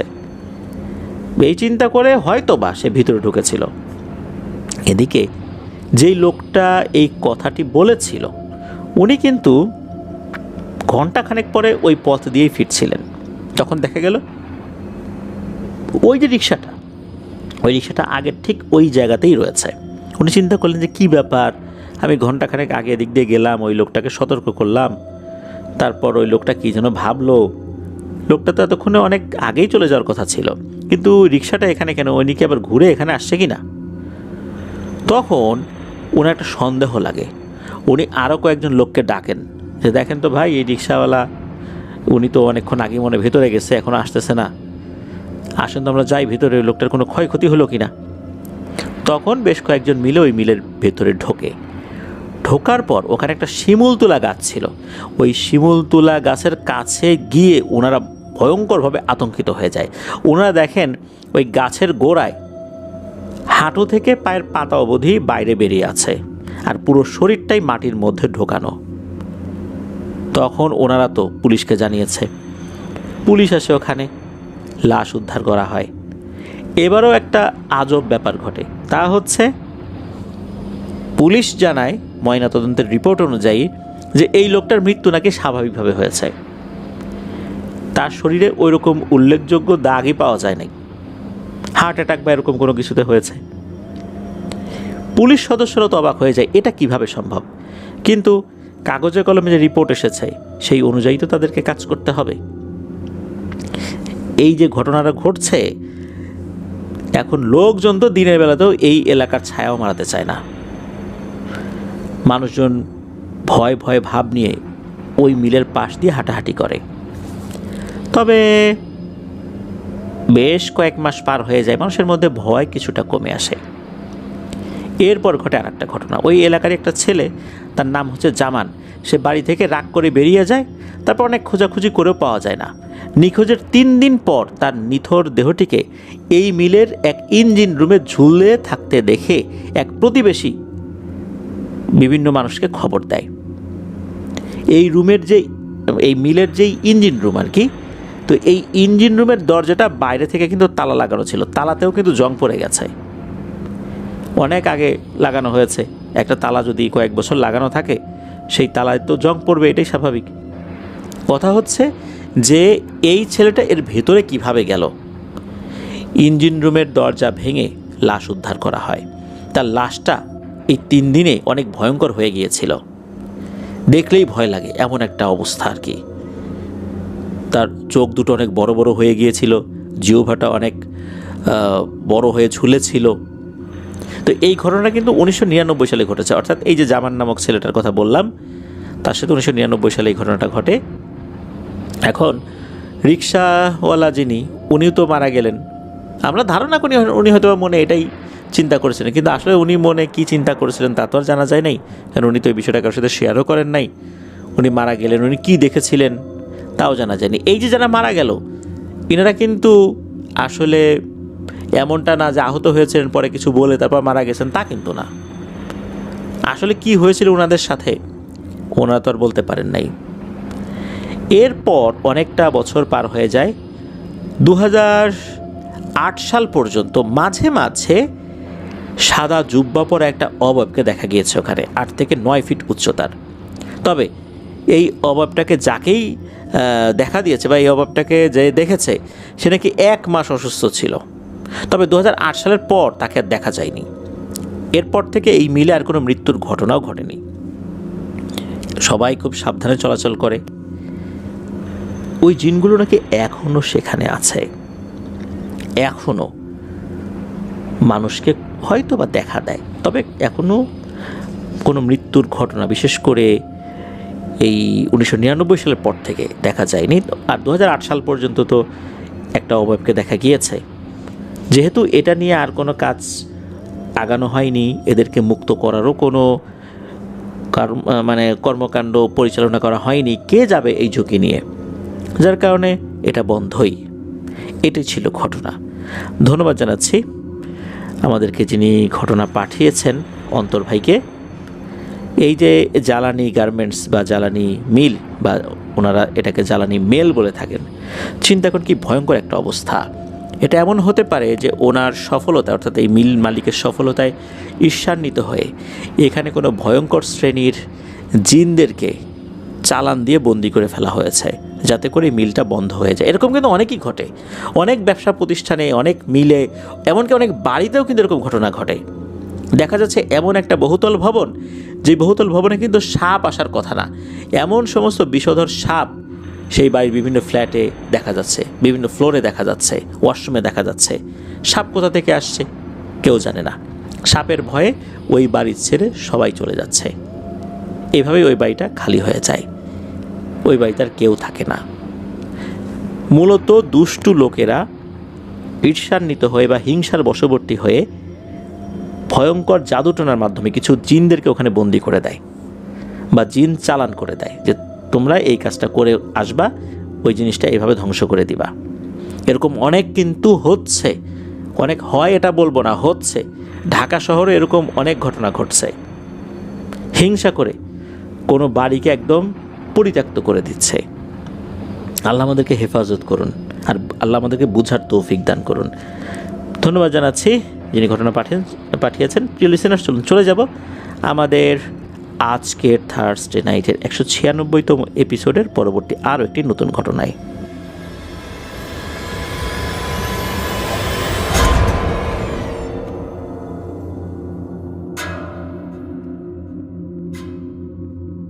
আবারও স্বাগতম জানাচ্ছি প্রিয় লিসেনার্স আমাদের এবারে থার্সডে নাইটের 196তম এপিসোডের পঞ্চম ঘটনায়।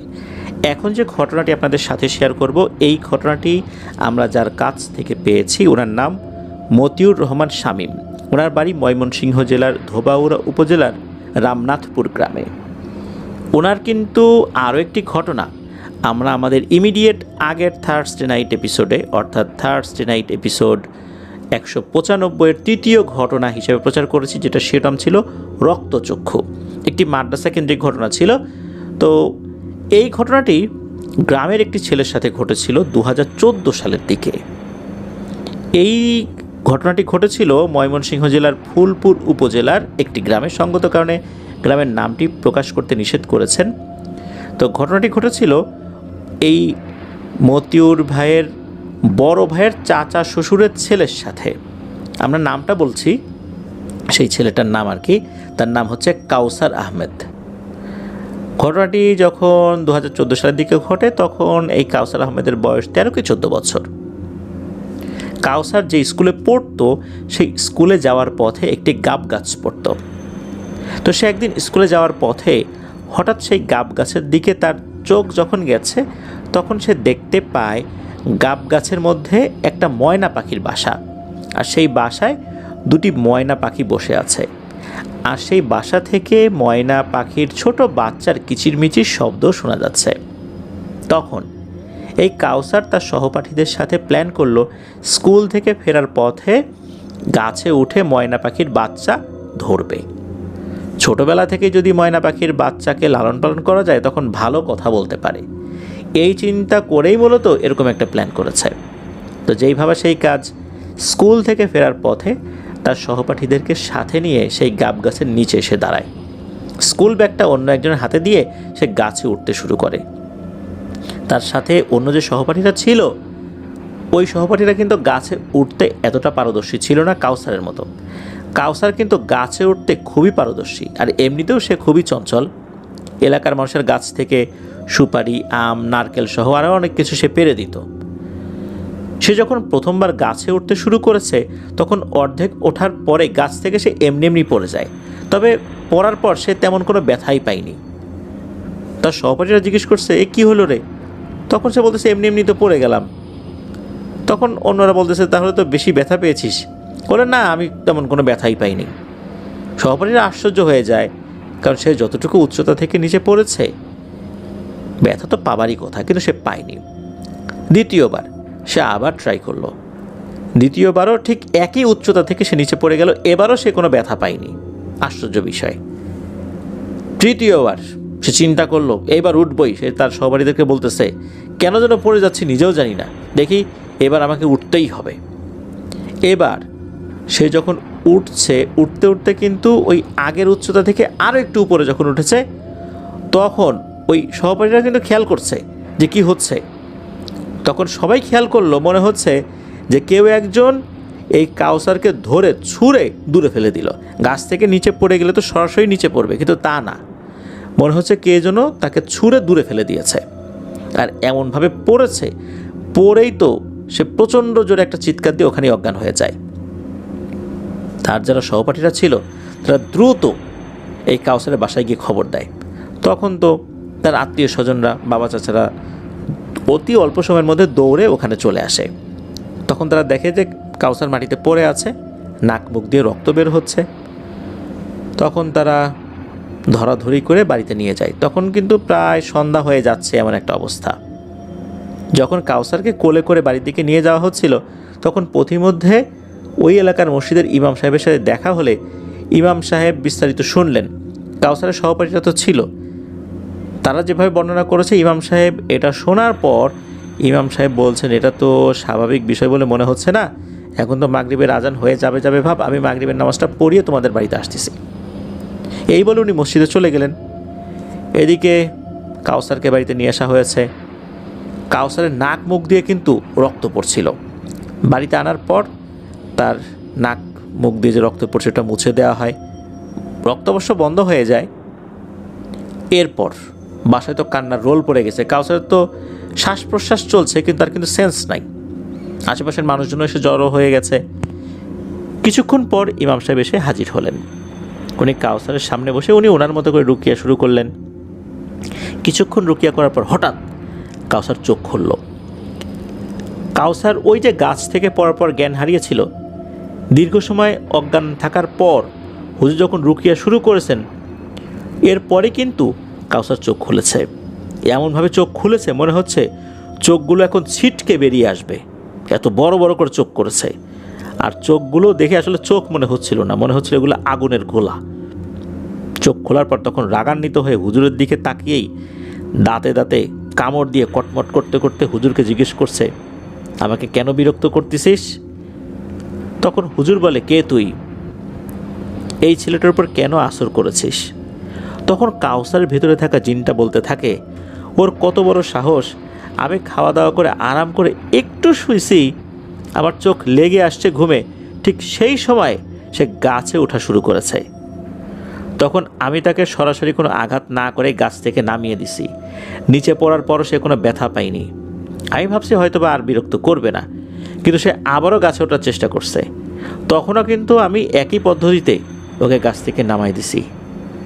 ভাবছিলাম এবার হয়তোবা সে চলে যাবে, কিন্তু না, সে তৃতীয়বার যখন ওঠা শুরু করেছে তখন আমি এর উপর এতটা বিরক্ত হয়েছি যে আমি ওকে শক্ত করে ঘাড়ে চেপে ধরছি, তারপর দূরে মাটিতে ছুঁড়ে ফেলছি। আর আমি এত জোরে ওরে ছুঁড়ে ফেলছি, ওর ভিতরে সব কিছু কিন্তু নষ্ট করে ফেলছি। শুধু তাই না, ওর ভেতরে সব কিছু কিন্তু আমি খেয়ে ফেলছি। তুই যত কিছুই করিস না কেন, আর কোনো লাভ হবে না, ওর সময় শেষ, ও কিছুক্ষণ পরেই মারা যাবে। আর ওর হাড়গোড়ও কিন্তু আমি ভেঙে দিছি। এই কথা বলেই নাকি কাউসারের শরীরে একটা ঝাঁকি লাগে, বোঝা গেল জিনটা শরীর থেকে বাইরে বের হয়ে গেছে। এরপর কটমট কটমট একটা আওয়াজ হয়। ওখানে একটা বড় কাঁঠাল গাছ ছিল, ওই কাঁঠাল গাছে একটা মোটা ডাল কটমট করতে করতে ঝপাস করে ভেঙে মাটির উপর পড়ে। তখন কিন্তু বাড়ির লোকজন আবারও ভয় পেয়ে যায়, কারণ এত বড় গাছের এত মোটা একটা ডাল এইভাবে কোনো বাতাস ছাড়া তো ভেঙে পড়ার কথা না। তখন সবাই বুঝতে পারে কাউসারের শরীর থেকে বের হয়ে ওই জিনটার ডালটা ভেঙে দিয়ে চলে গেছে, মানে তার উপস্থিতি আবারও জানান দিয়েছে। জিনটা চলে যাওয়ার অল্প কয়েক মিনিট পরই কাউসারের আবার সেন্স ফেরত আসে। চোখ খোলার পর শুধু একটি কথাই বলেছিল, বড় আম্মা কই। বড় আম্মা বলতে তার বড় চাচিকে খুঁজছিল। বড় চাচিকে সে বড় আম্মা বলতো। বড় চাচি তাকে খুব মহব্বত করতো, সেও বড় চাচিকে খুব সম্মান করতো, ভালোবাসতো। তার বড় আম্মা সামনে আসে, বড় আম্মাকে দেখে শুধু চোখ থেকে কয়েক ফোঁটা পানি পড়েছিল কাউসারের। এরপরই তার নিঃশ্বাসটা বন্ধ হয়ে যায়, অর্থাৎ কাউসার শেষ নিঃশ্বাস ত্যাগ করে। প্রিয় লিসেনার্স, ঘটনাটা এই পর্যন্তই। এই ঘটনা থেকে আমরা যেটা শিখতে পেলাম তা হচ্ছে, এই যে গাছে ওঠার সময় শুধু নয়, মাছ ধরার সময়, গাছে ওঠার সময় বা এমন কোনো জায়গায় যাওয়ার সময় আমরা এমন কিছু যদি আঁচ করতে পারি, তাহলে কিন্তু সেখানে যাওয়াটা আমাদের জন্য উচিত না। আমাদেরকে বাধা দিচ্ছে ক্রমাগত, তাহলে সেখানে কিন্তু পা বাড়ানো উচিত না। বিপদ কিন্তু সেখানে নিশ্চিত হবেই। এমনই কিন্তু আলামত বোঝা যায়, বিশেষ করে এই ধরনের ঘটনাগুলোর ক্ষেত্রে। যদি এমন অস্বাভাবিকতা আমরা ফিল করি বা দেখি, তাহলে সেদিকে যাওয়াটা আর উচিত হবে না, কারণ জিনেরা সংকেত দিচ্ছে যে তুমি এই কাজটি করো না, আমাদের অসুবিধা হচ্ছে, সেই কাজে আর সামনে আগানোটা উচিত নয়। আল্লাহ আমাদেরকে হেফাজত করুন। ধন্যবাদ জানাচ্ছি মতিউর রহমান শামীম ভাইকে ওনার পাঠানো ঘটনার জন্য। প্রিয় লিসেনার্স, দেখতে দেখতে কিন্তু আমরা আমাদের এবারের থার্সডে নাইটের 196তম এপিসোডের 5টি ঘটনা শুনে ফেললাম। বাকি রইল একটি, এটি আমাদের এবারের এপিসোডের শেষ ঘটনা। চলুন শুনে আসি আমাদের এবারে থার্সডে নাইটের 196তম এপিসোডের ষষ্ঠ এবং শেষ ঘটনা।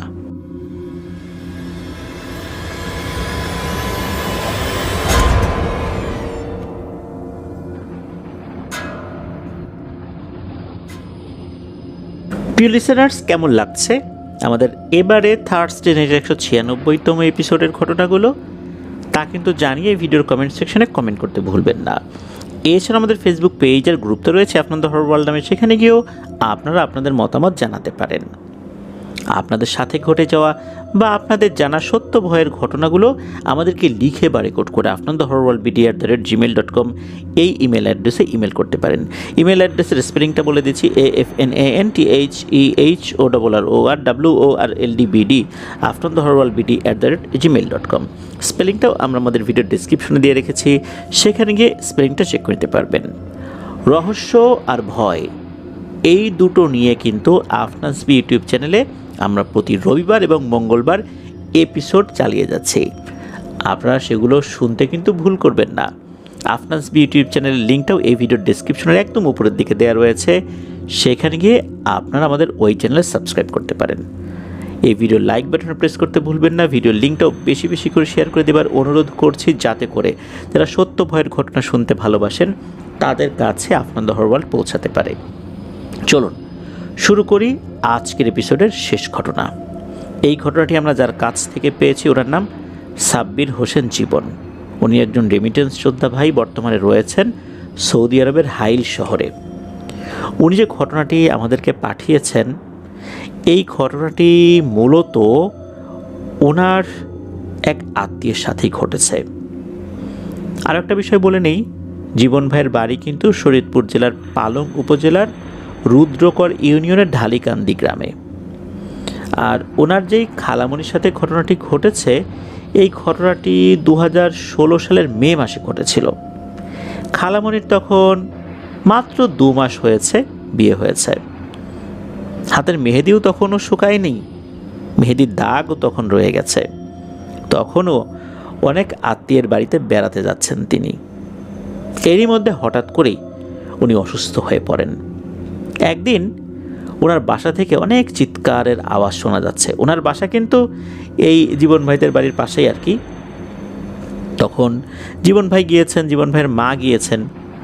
তখন ওনারা দেখতে পান এই যে খালামণি, যার নাম হচ্ছে তনু, উনি অস্বাভাবিক আচরণ করছেন। অনেকেই বলছে তাকে নাকি জিনে ধরেছে। এই তনু খালা সবাইকে গালিগালাজ করছেন। পরে জীবন ভাইয়ের নানা তাকে দোয়া পরে ফু দেন। তখন নাকি এই তনু খালা নানার দিকে তাকিয়ে ভয়ঙ্কর একটা দৃষ্টি দেন এবং তাকে বলতে থাকেন, তোকে কিন্তু মেরে ফেলবো। পরে নানিকেও গালিগালাজ শুরু করতে থাকেন। নানিকেও বলেন যে তোর 14 গোষ্ঠী আমি শেষ করে দিব। এরকমভাবে অনেক হুমকি ধামকি দিচ্ছেন। দেখা যাচ্ছে ঘণ্টাখানেক পর উনি আবার স্বাভাবিক হয়ে যাচ্ছেন। মাঝে মাঝে এই ধরনের সমস্যার সৃষ্টি হয়ে যাচ্ছিল। এমন একটা পর্যায়ে যায় যে এই তনুখালাকে ঘরের মধ্যে শেকল দিয়ে বেঁধে রাখতে হচ্ছিল। এর কয়েকদিন পর ঘটে আর একটা ঘটনা। সেটা হচ্ছে যে উনি একদিন একা একাই বলছেন চিৎকার করে, 21 দিন 21 দিন 21 দিন 21 দিন আর অপেক্ষা কর, এরপরে কিন্তু এই মেয়েকে আর কেউ বাঁচাতে পারবে না, আমি ওকে নিয়ে যাব। এই কথা শোনার পর পুরো পরিবারের সদস্যরা বেশ ভয় পেয়ে যায়। এদিকে তনু খালামণির শরীর অনেক চিকন হয়ে যাচ্ছিল। এমন মনে হচ্ছিল তার শরীরে হাড় ছাড়া কোনো মাংসই নেই। উনি কোনো খাবার খেতে পারে না, শুধু কাঁচা মাংস খেতে চায়। একদিন হয় কি, তনু খালার একজন ভাই আছে যার নাম হচ্ছে কাউসার। আমাদের ইমিডিয়েট আগের ঘটনাও কিন্তু কাউসার নামের একজনের সাথে যে ঘটনা ঘটেছিল সেটা বলেছি। তো যাই হোক, তনু খালার যে ভাই যার নাম হচ্ছে কাউসার, উনি আবার কয়েকটা বিড়াল পালতেন। এই কাউসার কি করতেন, বিড়ালদের খাবার দেওয়ার জন্য সবসময় উনি বেশ ব্যতিব্যস্ততা দেখাতেন, কেননা বিড়ালকে উনি খুব পছন্দ করতেন। আর বিড়ালদেরকে একটি ঘরে রাখতেন, মানে যখন খাবার দেওয়া হতো একটা নির্দিষ্ট ঘরে তাদেরকে খাবার দেওয়া হতো। তো যখন বিড়ালগুলোকে উনি খাবার দিচ্ছিলেন, সবগুলো বিড়াল চলে আসে, একটি বিড়ালকে উনি খুঁজে পাচ্ছেন না। এই বিড়ালটা কোথায় গেল? প্রত্যেকটা বিড়ালের আলাদা আলাদা নাম ছিল। উনি ওই নাম ধরে ডাকাডাকি করছিলেন, বিড়ালটাকে কোথাও খুঁজে পাওয়া যাচ্ছে না। উনি আশেপাশে যাচ্ছেন যে বিড়ালটা কোথায় গেল। এমন সময় এই তনু খালার রুম থেকে কটমট কটমট শব্দ পাওয়া যাচ্ছিল। উনি কি মনে করে দরজাটা যখন খুলেছেন তখন দেখেন একটা ভয়ঙ্কর দৃশ্য। এই তনু খালা ওই বিড়ালটাকে কামড়ে কামড়ে খুবলে খুবলে খাচ্ছেন, একদম লোম সহ খেয়ে ফেলছেন। তার মুখ, তারপরে গলা, হাত রক্তে একদম ভরে গেছে। আর যখন দরজা খুলে এই কাউসার দেখে ফেলেছেন তখন কিন্তু তনু খালার সাথে কাউসারের চোখাচোখি হয়, আই কন্ট্যাক্ট হয়। তখন তনু খালা বিশ্রীভাবে একটা হাসি দিয়ে বলে, খাবি? আয় আয় খা। এটা বলেই নাকি উনি প্রচণ্ড জোরে একটা চিৎকার দেন, খুবই তীক্ষ্ণ একটা চিৎকার দেন। এরপরে উনি অজ্ঞান হয়ে যান। এদিকে নিজের এত আদরের একটা বিড়ালের এই হাল দেখে আর নিজের বোনের এই হাল দেখে উনিও তো মারাত্মক ভয় পেয়ে যান, ওনার অবস্থাও খারাপ হয়ে যায়। তো যাই হোক, এরপর একটা কবিরাজের সন্ধান পাওয়া যায়। এই জীবন ভাইয়ের নানা মামারা যারা ছিলেন তারা অনেক খোঁজাখুঁজি করে একটা কবিরাজের সন্ধান পান। রুদ্রকর ইউনিয়নের চরসুন্দি গ্রামের একটা কবিরাজ যার নাম হচ্ছে সাইদুল কবিরাজ। তো তাকে বাসায় নিয়ে আসা হয়। সে বাসার সামনে এসেই বলে, হায় আল্লাহ, কি ভয়ঙ্কর অবস্থা করেছে। এই জিন তো কোনো আশিক জিন না, এটা তো চালান করা জিন। খুবই বাজেভাবে কালো জাদু করে এই জিনকে চালান করা হয়েছে। উনি ওখানে দাঁড়িয়ে থেকেই বলছেন। এরপর উনি তো বাসায় আসছেন। বাসায় আসার পর উনি বলছেন যে ঠিক আছে, এই রুগীকে আমার সামনে নিয়ে আসো। রুগীকে নিয়ে আসা, অর্থাৎ তনু খালাকে সামনে নিয়ে আসা হয়। কবিরাজ ওনাকে দেখেই বলেন যে এই মেয়েটার তো সব কিছু খেয়ে ফেলেছে, অনেক দেরি হয়ে গেছে, একে তো মনে হচ্ছে না বাঁচানো যাবে, তারপরও আমি চেষ্টা করে দেখব। কবিরাজ বলেন যে উনি 2 দিন পরে আসবেন, আর এর মধ্যে উনি ঘরবাড়ি বন্ধ করে দিয়ে যান, আর পানি পড়া তেল পড়া এগুলো দিয়ে যান। পানি পড়া দিয়ে গোসল করাতে বলেন, তেল মালিশ করাতে বলেন। 2 দিন পর কবিরাজ আসেন। আসার পর একটা ভয়াবহ তথ্য দেন। এই যে খালার যিনি হাজবেন্ড, তার নাম হচ্ছে শাকিল, খালার সাথে বিয়ের আগে একটা মেয়ের সাথে তার সম্পর্ক ছিল অনেক দিন। এই শাকিল ভাই নাকি পরবর্তীতে এই মেয়েকে বিয়ে করতে অস্বীকার করে, আর এই তনু খালাকে বিয়ে করে। এখন যেই মেয়েটাকে বিয়ে করতে অস্বীকার করলো, এই মেয়েটার নামও কিন্তু জীবন ভাই বলেছেন, আমি সঙ্গত ওখানে বলছি না। এই মেয়েটা প্রচণ্ড রকমের ক্ষিপ্ত হয়। সে চিন্তা করে যে এ যাকে বিয়ে করতেছে তাকেই এই ছেলের জীবন থেকে সরিয়ে দেব। সে এই রাগে জেদে এই তনু খালার উপর কালো জাদু করে। শরীয়তপুর জেলার জাজিরা উপজেলার হোগলা গ্রামের কোনো একটা হিন্দু কবিরাজকে দিয়ে এই কালো জাদুটা করানো হয়েছিল। খালার উপর নাকি 21টা বান মারা হয়েছিল। কোনো সহজ বান না, প্রত্যেকটাই মরণ বান। সেই হিন্দু কবিরাজের শক্তিশালী একটি জিন দিয়ে খালার বাসা থেকে খালার পরনের একটা জামা, তার ব্যবহারের চিরুনি থেকে চুল, আর খাবার খাওয়ার পর আমরা যে প্লেটে খাবার রেখে দেই, অনেকটা এঁটো খাবার থাকে, সেই খাবারগুলো নিয়ে যায়। এমন খারাপভাবে কালো জাদু করা হয়েছিল। আর একটা ব্যাপার, সেটা হচ্ছে ওই কবিরাজ একটা শক্তিশালী জিনের পূজা করত। যদিও বা সে হিন্দু ছিল, কিন্তু সে কোনো তার প্রথাগত দেবদেবীর পূজা করতো না। অর্থাৎ হিন্দুরা তারা যেই দেবদেবীর পূজা করে, এ কিন্তু এটা করতো না। এ শক্তিশালী একটা জিনের পূজা করত। তো সে ওই জিনকে বিভিন্ন জিনিস ভোগ দিত, বলি দিত। তো এই তনু খালাকে মারার জন্য নাকি 7টা কবুতর আর একটা বড় পাঠা বলি দেওয়া হয়েছিল। এরপর খালার উপর মরণ বান মারা হয়েছিল।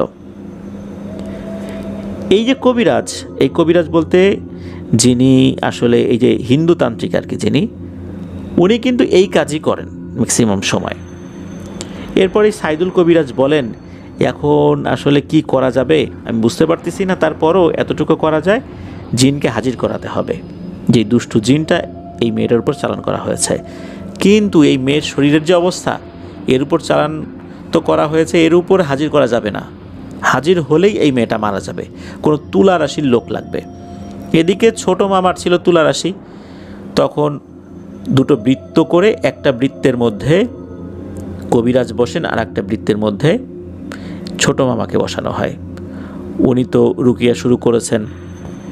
তাই 3 ঘন্টা টানা রুকিয়ার পর গিয়ে ছোট মামার উপর সেই জিনটা হাজির হয়। সেই জিনটা হাজির হবার পর ওই কবিরাজ বলছেন, যাই কে তুই কেন ধরছিস? তখন নাকি ওই জিনটা হো হো করে হেসে দিয়ে বলে, তুই তো আমার সম্পর্কে খোঁজ খবর নিয়েই আসছিস, যে আমি কে, কেন আসছি, কী কারণে আসছি, কে পাঠাইছে, সব তো তুই জানিস। এ সমস্ত অপ্রাসঙ্গিক প্রশ্ন কেন করছিস? আমি যা বলি সেটা শোন। আমাকে এর উপর চালান করা হয়েছে। 19 দিন পার হয়ে গেছে, আর মাত্র 2 দিন আছে। 2 দিন পর ও মারা যাবে। ওর বেঁচে থাকার মতো কোনো কিছু আমি অবশিষ্ট রাখি নাই, ও মারা যাবে।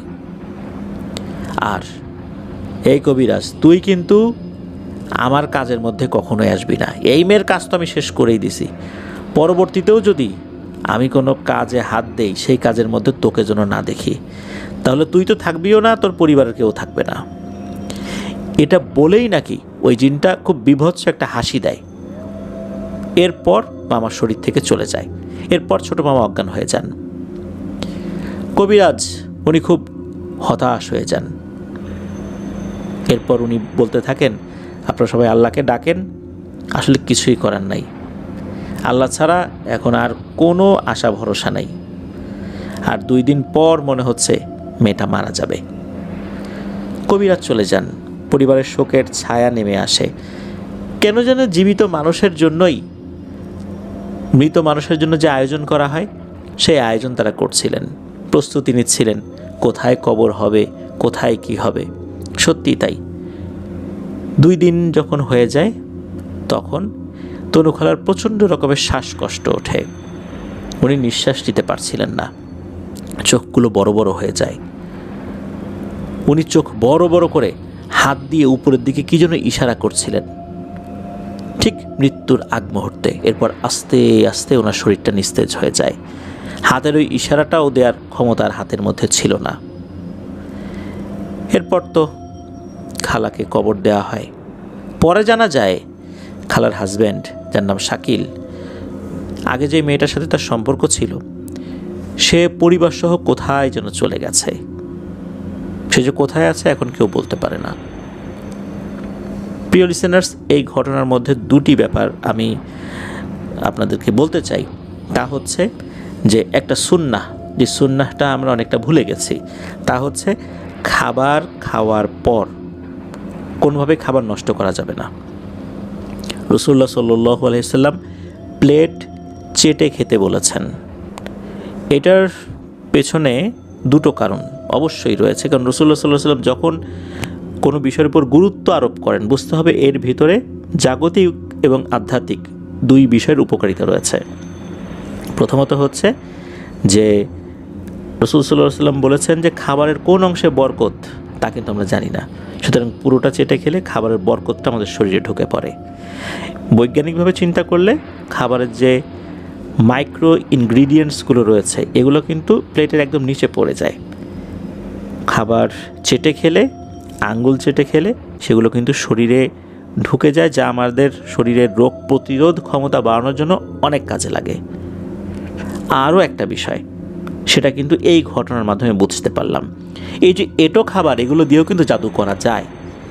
আমি বেশ কিছুদিন আগে একটা ঘটনা শেয়ার করেছিলাম যে একজন গ্লাসে পানি খেয়েছে, পানি খাবার পর অবশিষ্ট পানি দিয়ে তার উপর জাদু করা হয়েছিল, যার কারণে কিন্তু উনি পানি খেতে পারতেন না। অনেকে ধারণা করেছিলেন তার জলাতঙ্ক হয়েছে, আসলে কিন্তু বিষয়টা এরকম ছিল না। পরবর্তীতে আল্লাহর রহমতে উনি সুস্থ হয়েছিলেন। আর এই ঘটনায় আমরা জানলাম এই তনু খালার এঁটো খাবার যেগুলো উচ্ছিষ্ট হিসাবে ছিল এটাও কিন্তু নিয়ে গেছে। তাহলে এর থেকে বোঝা যায় যে রাসূলুল্লাহ সাল্লাল্লাহু আলাইহি ওয়াসাল্লাম আমাদেরকে যে বলেছেন প্লেট একদম পরিষ্কার করে খেতে, তার মানে হচ্ছে জাগতিক আধ্যাত্মিক দুই ধরনের ব্যাপারই কিন্তু এখানে রয়েছে। আর আরেকটা কথা যেটা বলতে চাই তা হচ্ছে এই যে হিংসার বশবর্তী হয়ে আরেকজনের উপর কালো জাদু করা, এটা তো আসলে সেই হাজার হাজার বছর ধরেই চলে আসে, এটা নতুন কিছু না, এটা আমি নতুন কিছু বলবো না। তবে এতটুকু বলবো যে এই যে শাকিল সাহেব যিনি, উনি ওই মেয়েটার সাথে যে আচরণটা করেছেন এটা উনি ঠিক করেননি। কারণ নিশ্চয়ই তাকে উনি আশ্বাস দিয়েছিলেন, উনি পরবর্তীতে প্রতিশ্রুতি ভঙ্গ করেছিলেন, যার কারণে মেয়েটা এত ক্ষিপ্ত হয়েছিল। তবে এই ক্ষিপ্ত যে হয়েছে এর পিছনে শাকিল ভাইয়ের হাত ছিল। তবে শাকিল ভাই উনি কিন্তু কুফুরিতে লিপ্ত হননি। উনি যদি অন্যায় করেও থাকেন আল্লাহ তাআলার কাছে উনি তার হিসাব দেবেন। কিন্তু ওই মেয়েটা যেটা করেছে সে সুস্পষ্ট কুফুরি করেছে, আর একটা নিরীহ মেয়েকে হত্যা করেছে, যার হাতের মেহেদিও তখনও শুকায় নাই, তাকে মরতে হয়েছে। তার কোনো অপরাধ কিন্তু ছিল না, এই ছেলেটাকে বিয়ে করার কারণেই তো তাকে মরতে হয়েছে, সে তো ওই মেয়েকে চিনতও না। অথচ দেখেন এই ঘটনা ঘটল। আমরা জানি না আমাদের জন্য আসলে কোন বিপদ অপেক্ষা করছে। বিয়ে শাদী করতে গেলেও বিপদ, এই ঘটনার মাধ্যমে আমরা কিন্তু সেটা জানতে পারলাম। কার কে শত্রু আছে, কোন জায়গা থেকে অ্যাটাক করবে বলাটা অত্যন্ত দুরূহ ব্যাপার। আল্লাহ হেফাজত না করলে আমাদের আসলে বর্তমান জামানায় বাঁচার কোনো উপায় নেই। কে যে কোথা থেকে আমাদেরকে ক্ষতি করার জন্য ধেয়ে আসছে তা আমরা জানি না। অদৃশ্য শক্তি, দৃশ্যমান শক্তি সব কিছু মিলিয়ে আমাদের উপর ধেয়ে আসছে বিপদ। আল্লাহ আমাদেরকে হেফাজত করুন। প্রিয় লিসেনার্স, আসছে শনিবার, শনির রাতের নতুন আরও একটি এপিসোড শোনার আমন্ত্রণ জানিয়ে আজকের এপিসোড থেকে বিদায় নিচ্ছি। আর পরবর্তী সপ্তাহে কিন্তু ঈদ স্পেশাল এপিসোডগুলো ধারাবাহিকভাবে আসবে। পরবর্তী সপ্তাহে কিন্তু আমাদের থার্সডে নাইটের 197তম এপিসোড প্রচারিত হবে না, এটা আরও পরে হবে, কারণ পরবর্তী সপ্তাহে ঈদ স্পেশাল এপিসোডগুলো আমরা আপনাদের সামনে ইনশাল্লাহ নিয়ে আসব। সবাই ভালো থাকবেন, সুস্থ থাকবেন, আমার জন্য দোয়া করবেন, আমার পরিবারের জন্য দোয়া করবেন, আপনাদের জন্য দোয়া রইল, আপনাদের পরিবারের প্রত্যেকের জন্য দোয়া রইল। মহান আল্লাহ সুবহানাহু ওয়া তাআলা আমাদেরকে ভালো রাখুন, সুস্থ রাখুন, নিরাপদে রাখুন, আপনার দহর ওয়ার্ল্ডের সাথে রাখুন। আসসালামু আলাইকুম।